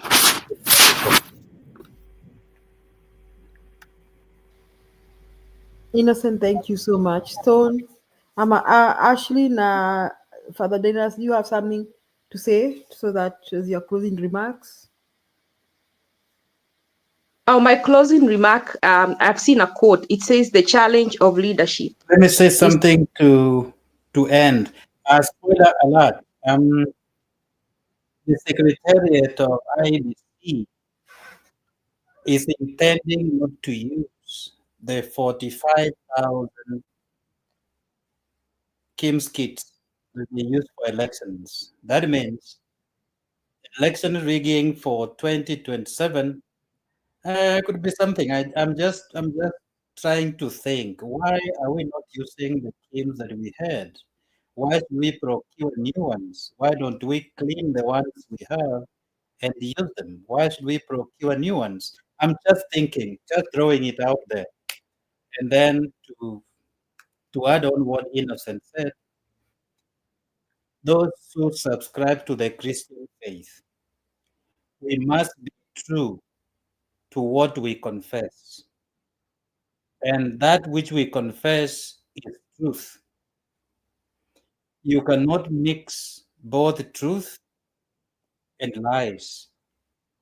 If you are a Christian, you are supposed to identify with being true and remaining faithful to God. If something is wrong, is wrong. Don't find a way of baptizing it in another format. If I'm corrupt, whether I'm in the church or not. Let us not sanitize that which is not right. We we have to remain true to our calling because the Lord says, "Be holy as your Father is holy." So we have to take after our God. And if we are not struggling and striving to be holy, of course, we know nobody is an angel. Sometimes, in one way or another, we fail, we sin. That's where we have what we call restoration. We are restored to righteousness after we ask for forgiveness. We are restored to our original status with God after forgiveness. But we have to accept first our sinful nature, ask for forgiveness, then we are restored by transformation. We cannot condemn everybody, but we have to give everybody a chance for reformation through forgiveness. But if somebody is obstinately sinful, that somebody has intentionally decided to remain sinful and to commit sin, and there's no more sin conscience in the person, then we have nothing to do with that kind of a person. We have some of them who blatantly they just sin and they don't see any problem with it. There are those sinning is just a shortfall. Those can be reformed. So therefore, we give everybody an opportunity for grace. But if they are not willing to take the grace of forgiveness and reformation and to be restored, therefore, we have to leave them to the world. Because scripture tells us, if your brother sins against you, enda msungumze. Asipokusikiliza, chukua rafiki, mwende mkazungumze. Asipowasikiza, mwende na mtu wa kanisa mkazungumze, alafu akikataa kabisa, mwachie dunia. So we have to take such steps to reclaim our brothers and sisters to do the right thing for our country. But those who have obstinately become corrupt, we have nothing to do with them because the intentions are clear. And you can see this person has no intent or intention of changing. So it's like we are wasting time to wait on them. So unless we stand for the truth, we are all pretenders. We have to speak and speak the truth. And you speak truth to power regardless of the consequences because we have a higher power who is God. And that's why I stand. Sometimes I speak some things that my bishop does not agree with, but I speak anyway because that's the truth. And some say, like the other day, I received a note which was telling me, sometimes you tell us some inconvenient truths. And that was a compliment for me. If I make a homily and my homily does not make anybody feel bad, then I've done no job. I will have some who will praise it because they feel uplifted in the spirit. But if my homily is not like Sumeno inakata mbele na nyuma, I'm not doing anything. So it must cut as it goes and as it comes back. And that's the nature of being a minister in the church. If you find yourself being praised every Sunday for a good homily you have given, remember you have done a shoddy job. You are not saving any soul. Sorry, that's my closing. May God bless you all, and may you find peace in God. God first, these others are just guiding people to our strengthening of relationship with God. But God first, no human being in between. If I become an obstacle, you take the obstacle aside and focus on God. God first and remain there. May God bless you.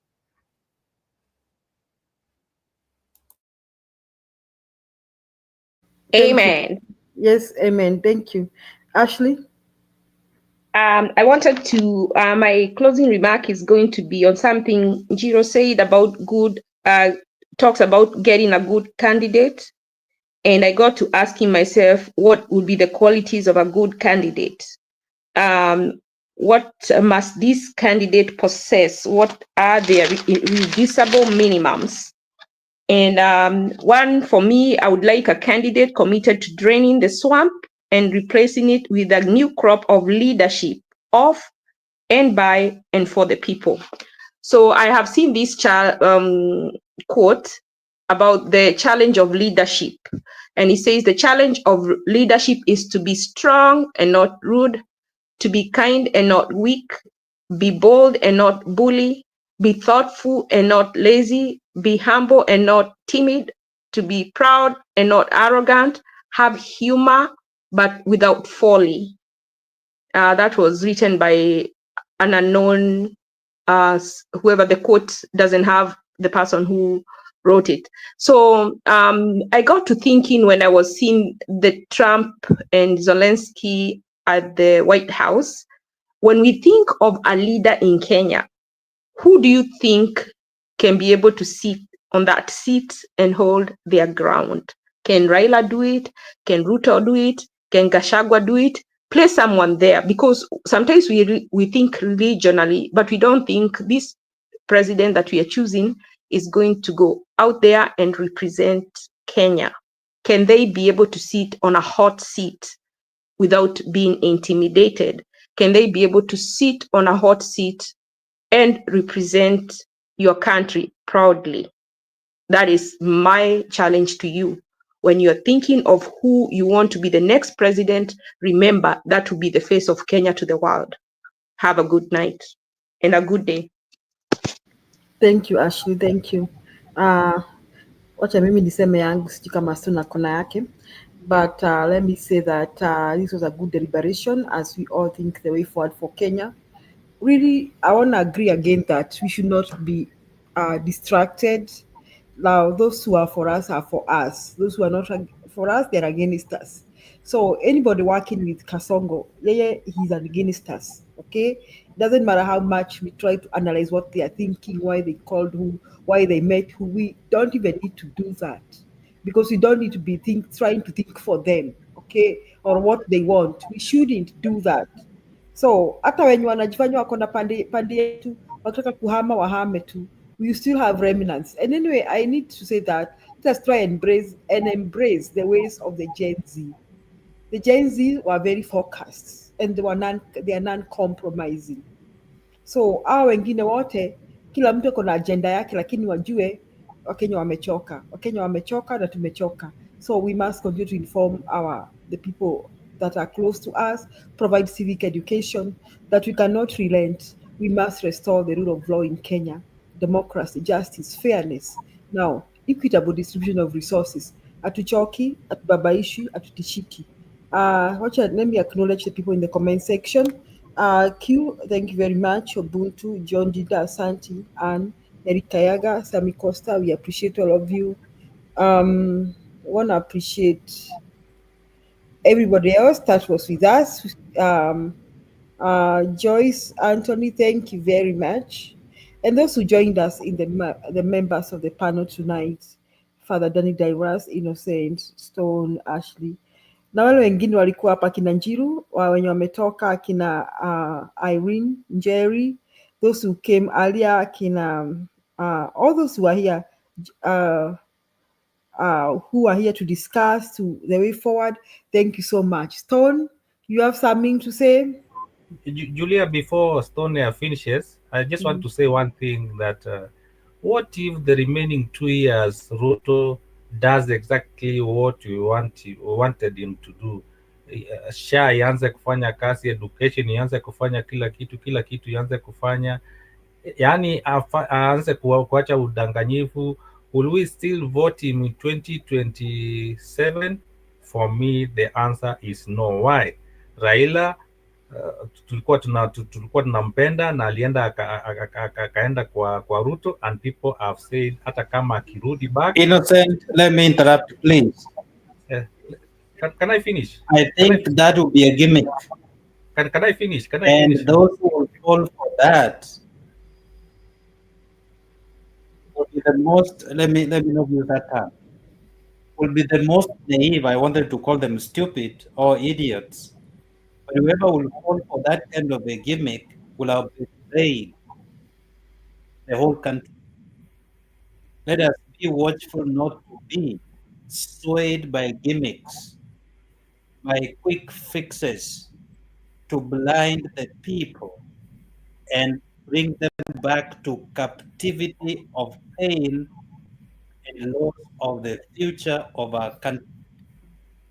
That's what we must be clear to educate our people, regardless of what he may do from now and 2027. Whether he changes and makes sure works perfectly well, whether he returns the money, 1.3 trillion, and the other monies they have stolen, whether he takes everybody out of government and then brings those we may think are clean, those will be just gimmicks. We have known him for a longest time, and we know who he is.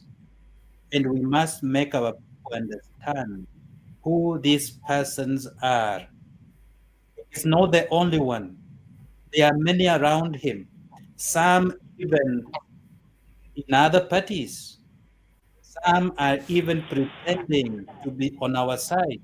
And we must start to identify them and sideline them to clear the way. When you are on a journey and you are carrying a bag, you start seeing that which is making your journey almost impossible. If it's a rotten egg, throw it out. If it's a potato, take it out. Lighten the baggage. We have to start lightening the baggage and be focused on where we want to go. Those gimmicks, please let us educate our people not to fall for the gimmicks. They have chosen the fights. They want to engage with us. They want us to discuss some few things which they are about to fix in 1 or 2 years so they can look good. And then they will take us back into captivity. So please, I'm sorry to interrupt. I will keep quiet and never talk again. God bless you. Okay, exactly, that is what I wanted to say. Nilikuwa nataka kusema that even if he does anything from now mpaka 2027, even if he does it right, ama whatever we are discussing here, anze kufanya vizuri, bring IBC mzuri, hizo mapesa arudishe, atuwekee watu wenye tunataka. There are things we can never reverse.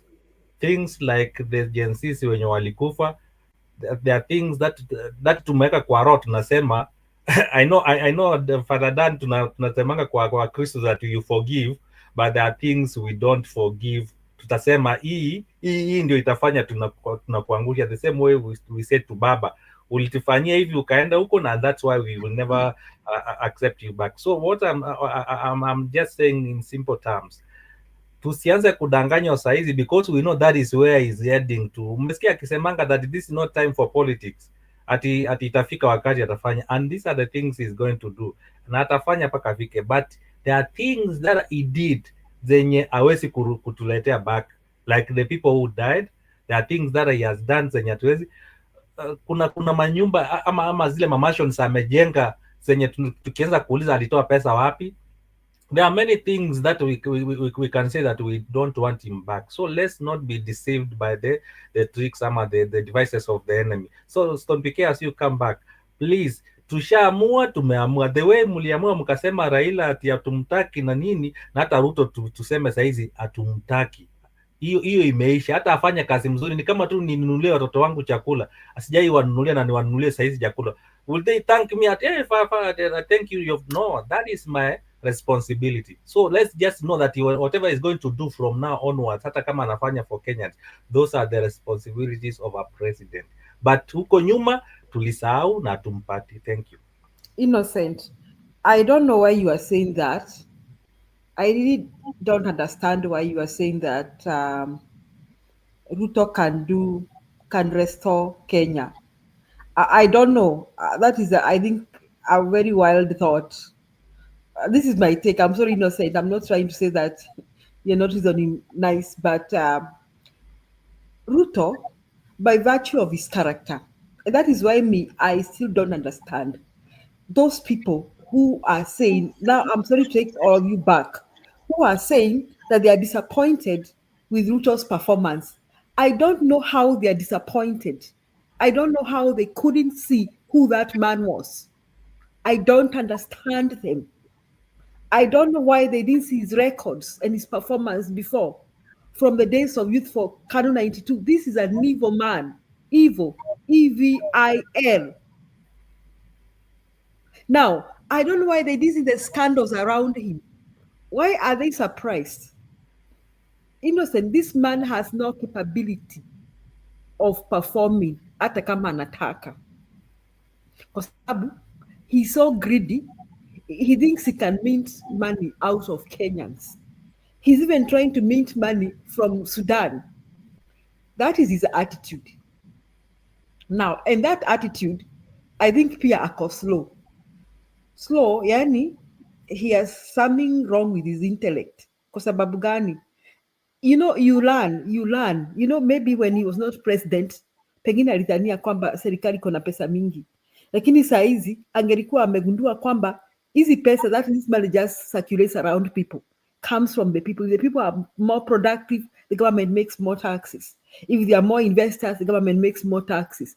Now, he should have learned by now, I need to do what I need to do to create more investment, to have more investors, to have my people more productive so that I get more taxes. Yeye, akili yake inamwambia increase the taxes, but not motivate investment. Yani, he's ako slow pia. He's slow, you know? He's tearing the country down into pieces.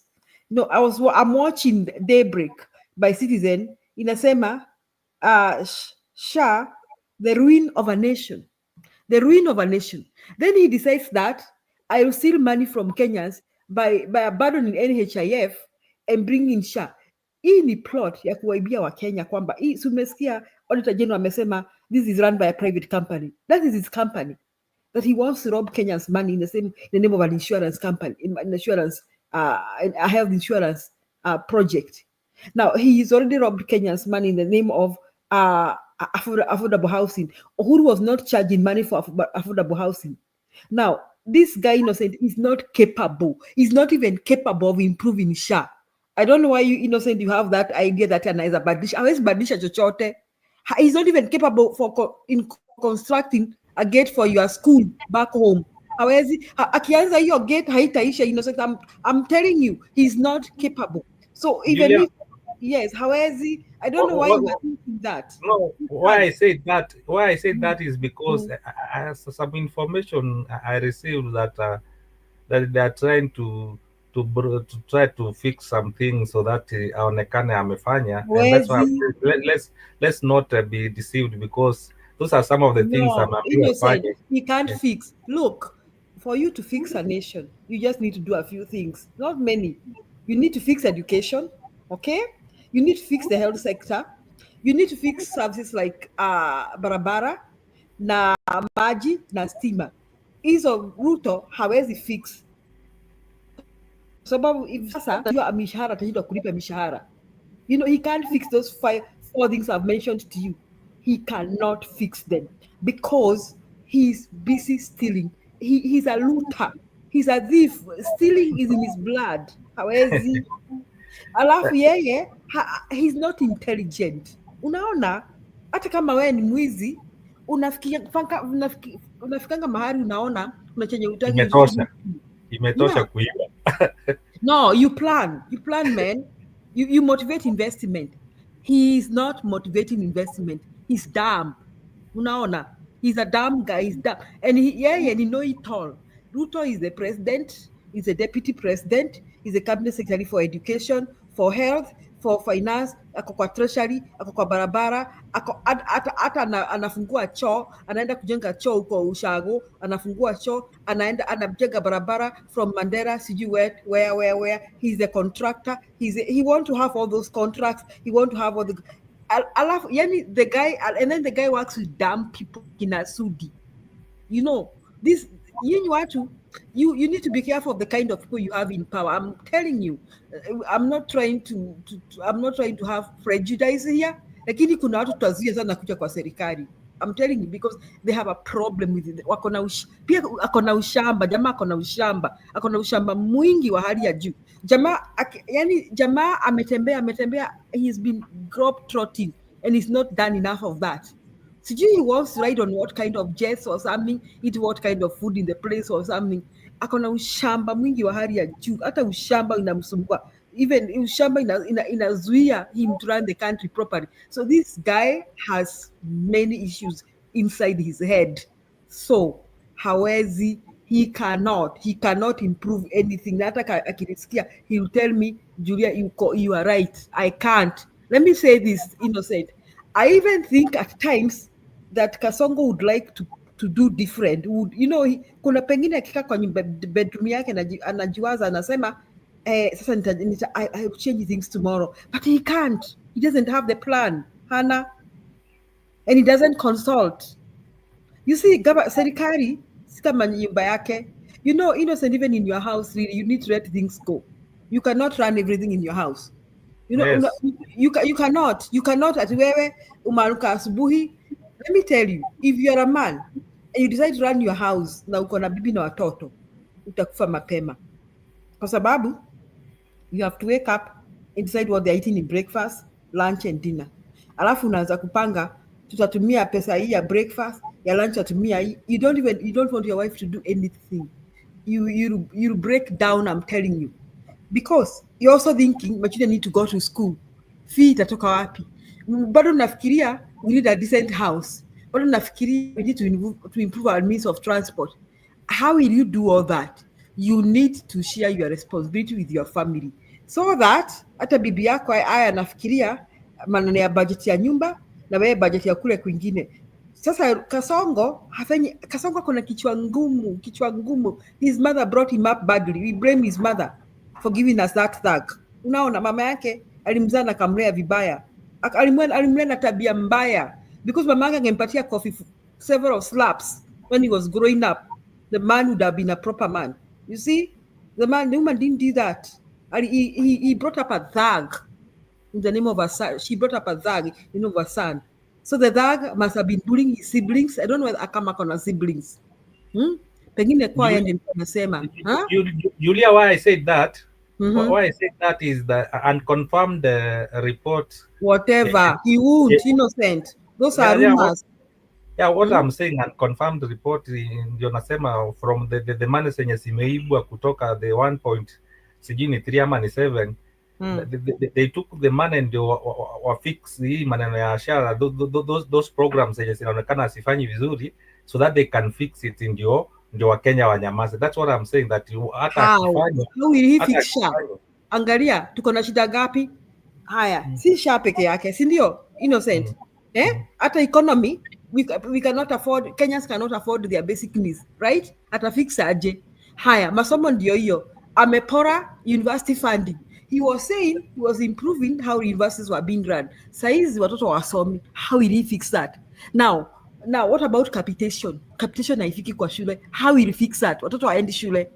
Schools cannot run effectively. How will he fix that? Now on top of that, the economy is running down in Kenya. Unajua economy si kama stima ati turn on turn off.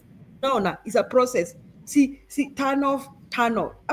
Those things don't work. economy, you need to figure out measures and government policies that will use to induce investment. Unaona, hata kama ni kwenye direct investments, lazima ukae ufikirie, ama is bank policies, maybe bank operations, maybe central bank ifikirie kwamba are we working on our interest rates? What we gonna do so that people have money to spend? What we gonna do for people who have money to invest? What we gonna do with this inflation? It is something you need to sit and si kitu tunasema ati sasa tuwafurahishe tushughulikie SHA.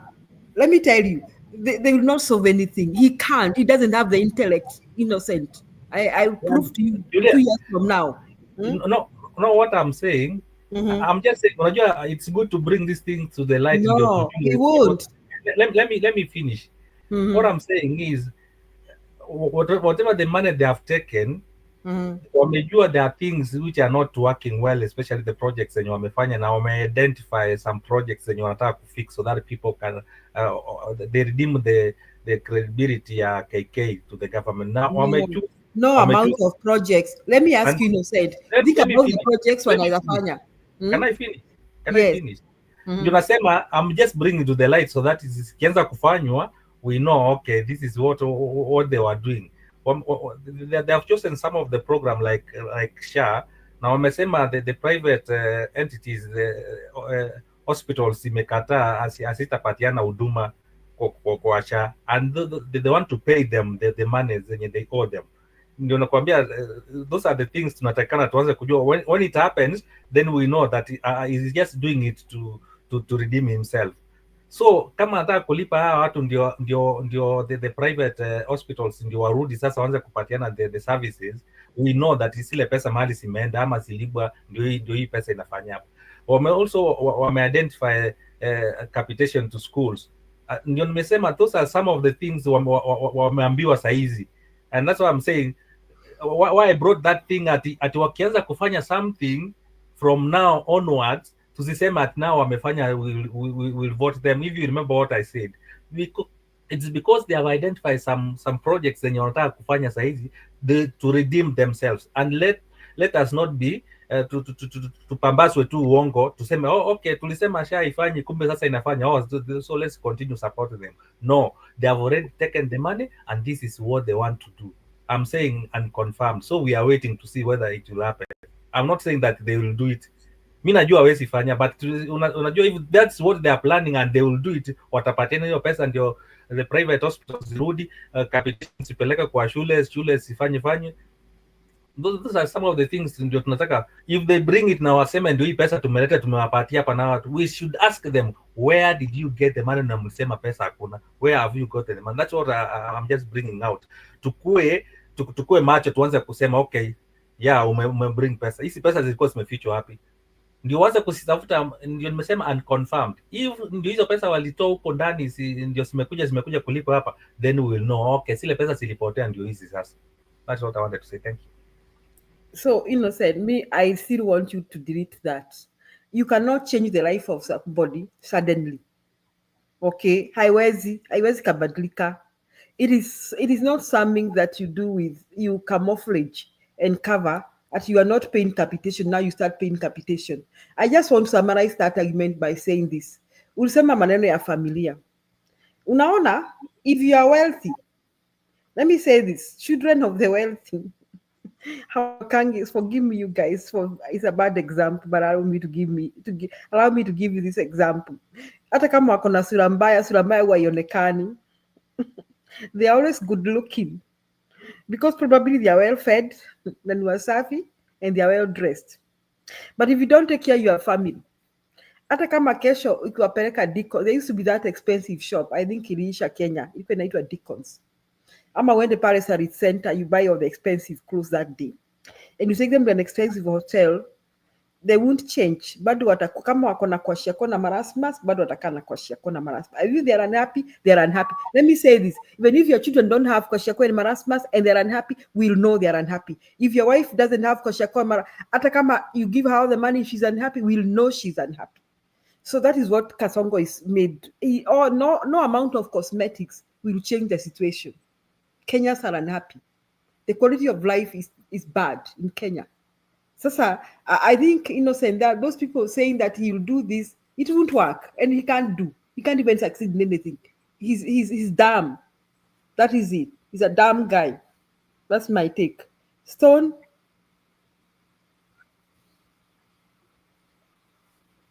Stone umeenda kulala. So Stone PK. No, I'm here.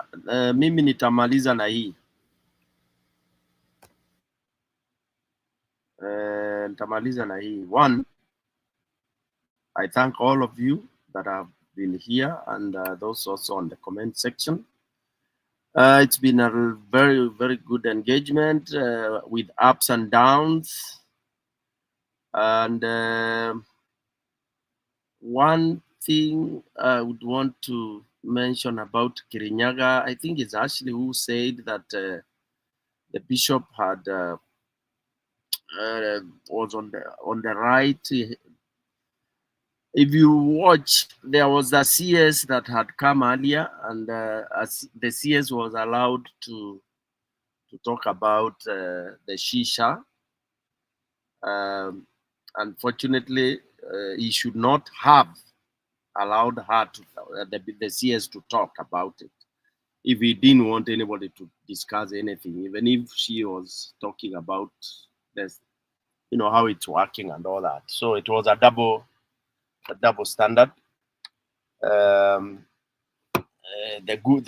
bishop goofed, and then also on the same note, based on the families, as human beings, when do we get to talk? You know, when do we get to exchange? Even in those old days, information is passed whenever there are gatherings, mourning, burials, weddings, all that. It all depends on how, you know, the family feels, and also depends on how extensive the discussions become. Because I find even government announcements are made during such gatherings. So it all depends on how the management of such situations are done. Then, hey, Innocent has brought something very, very, very interesting. And let me tell you and everybody else that in leadership, we have some irreversible mistakes that people make.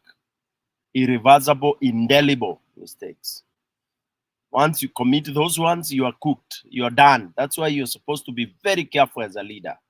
Very careful indeed, because any mistake you do, some of which are indelible, you know, like now when we talk about the deaths caused by your leadership, that can never be deleted. Whether you go to heaven and come back, you always correct. You may goof.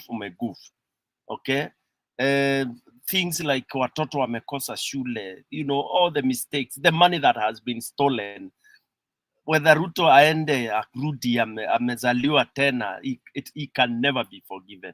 Raila, the mistakes he made, that one mistake he made when he came and asked, munataka Ruto aende alafu, and then block the Gen Z, finished, he's gone. He's only remaining with his Luos, you know, who are also, you know, fanatics.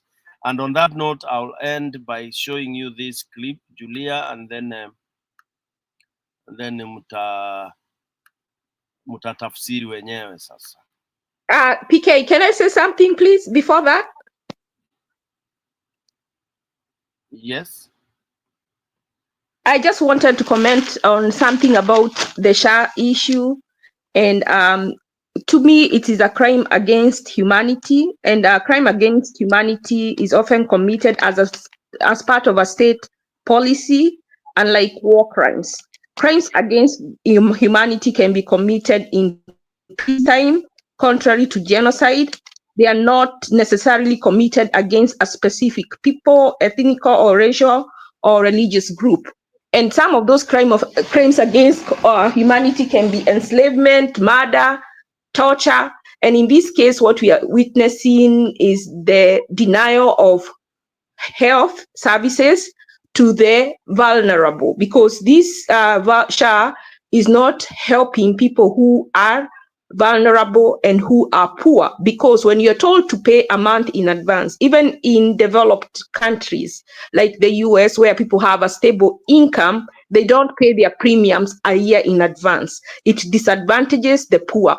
And I hope someone is going to take up this issue and take it to the ICC, because in ICC, on top of the crimes, there is somewhere where it says other inhumane acts of similar character intentionally causing great suffering or serious harm to the body or mental health or physical health. So someone should take this issue, because there was no urgency of changing from NHIF to SHA without without planning, because it has cost life and it will continue to cost life. And even though they rectify it, those lives that have been lost will not be recovered. So that is a crime against humanity. That's what I wanted to say. Thank you. 2 dozen finalists were invited back on separate days to fill out some paperwork, but they were actually taking part in a compliance test. Enlarge it, enlarge. The 3 people on the left are actors. They've been briefed to stand or sit when they hear this. Everyone else that's brought in is a genuine shortlisted applicant. They've been given no instructions other than to fill out. 2 dozen finalists were invited back on separate days to fill out some paperwork, but they were actually taking part in a compliance test. The 3 people on the left are actors. They've been briefed to stand or sit when they hear this. Everyone else that's brought in is a genuine shortlisted applicant. They've been given no instructions other than to fill out their forms. My team and I were secretly watching from another room.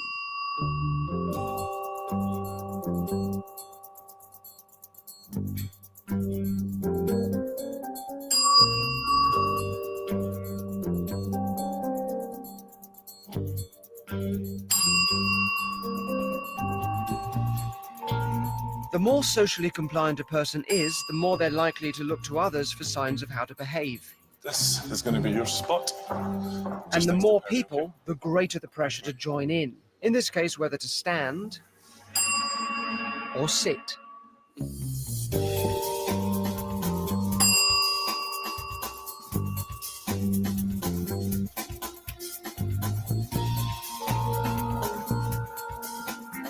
Those people that didn't follow the crowd were removed. I think you have to lose Amy, sadly. Amy, come with me. Once we had a full house, we got rid of the actors, leaving us with a room full of compliant people standing up and sitting down, even though nobody told them to do this. Hello. Hi.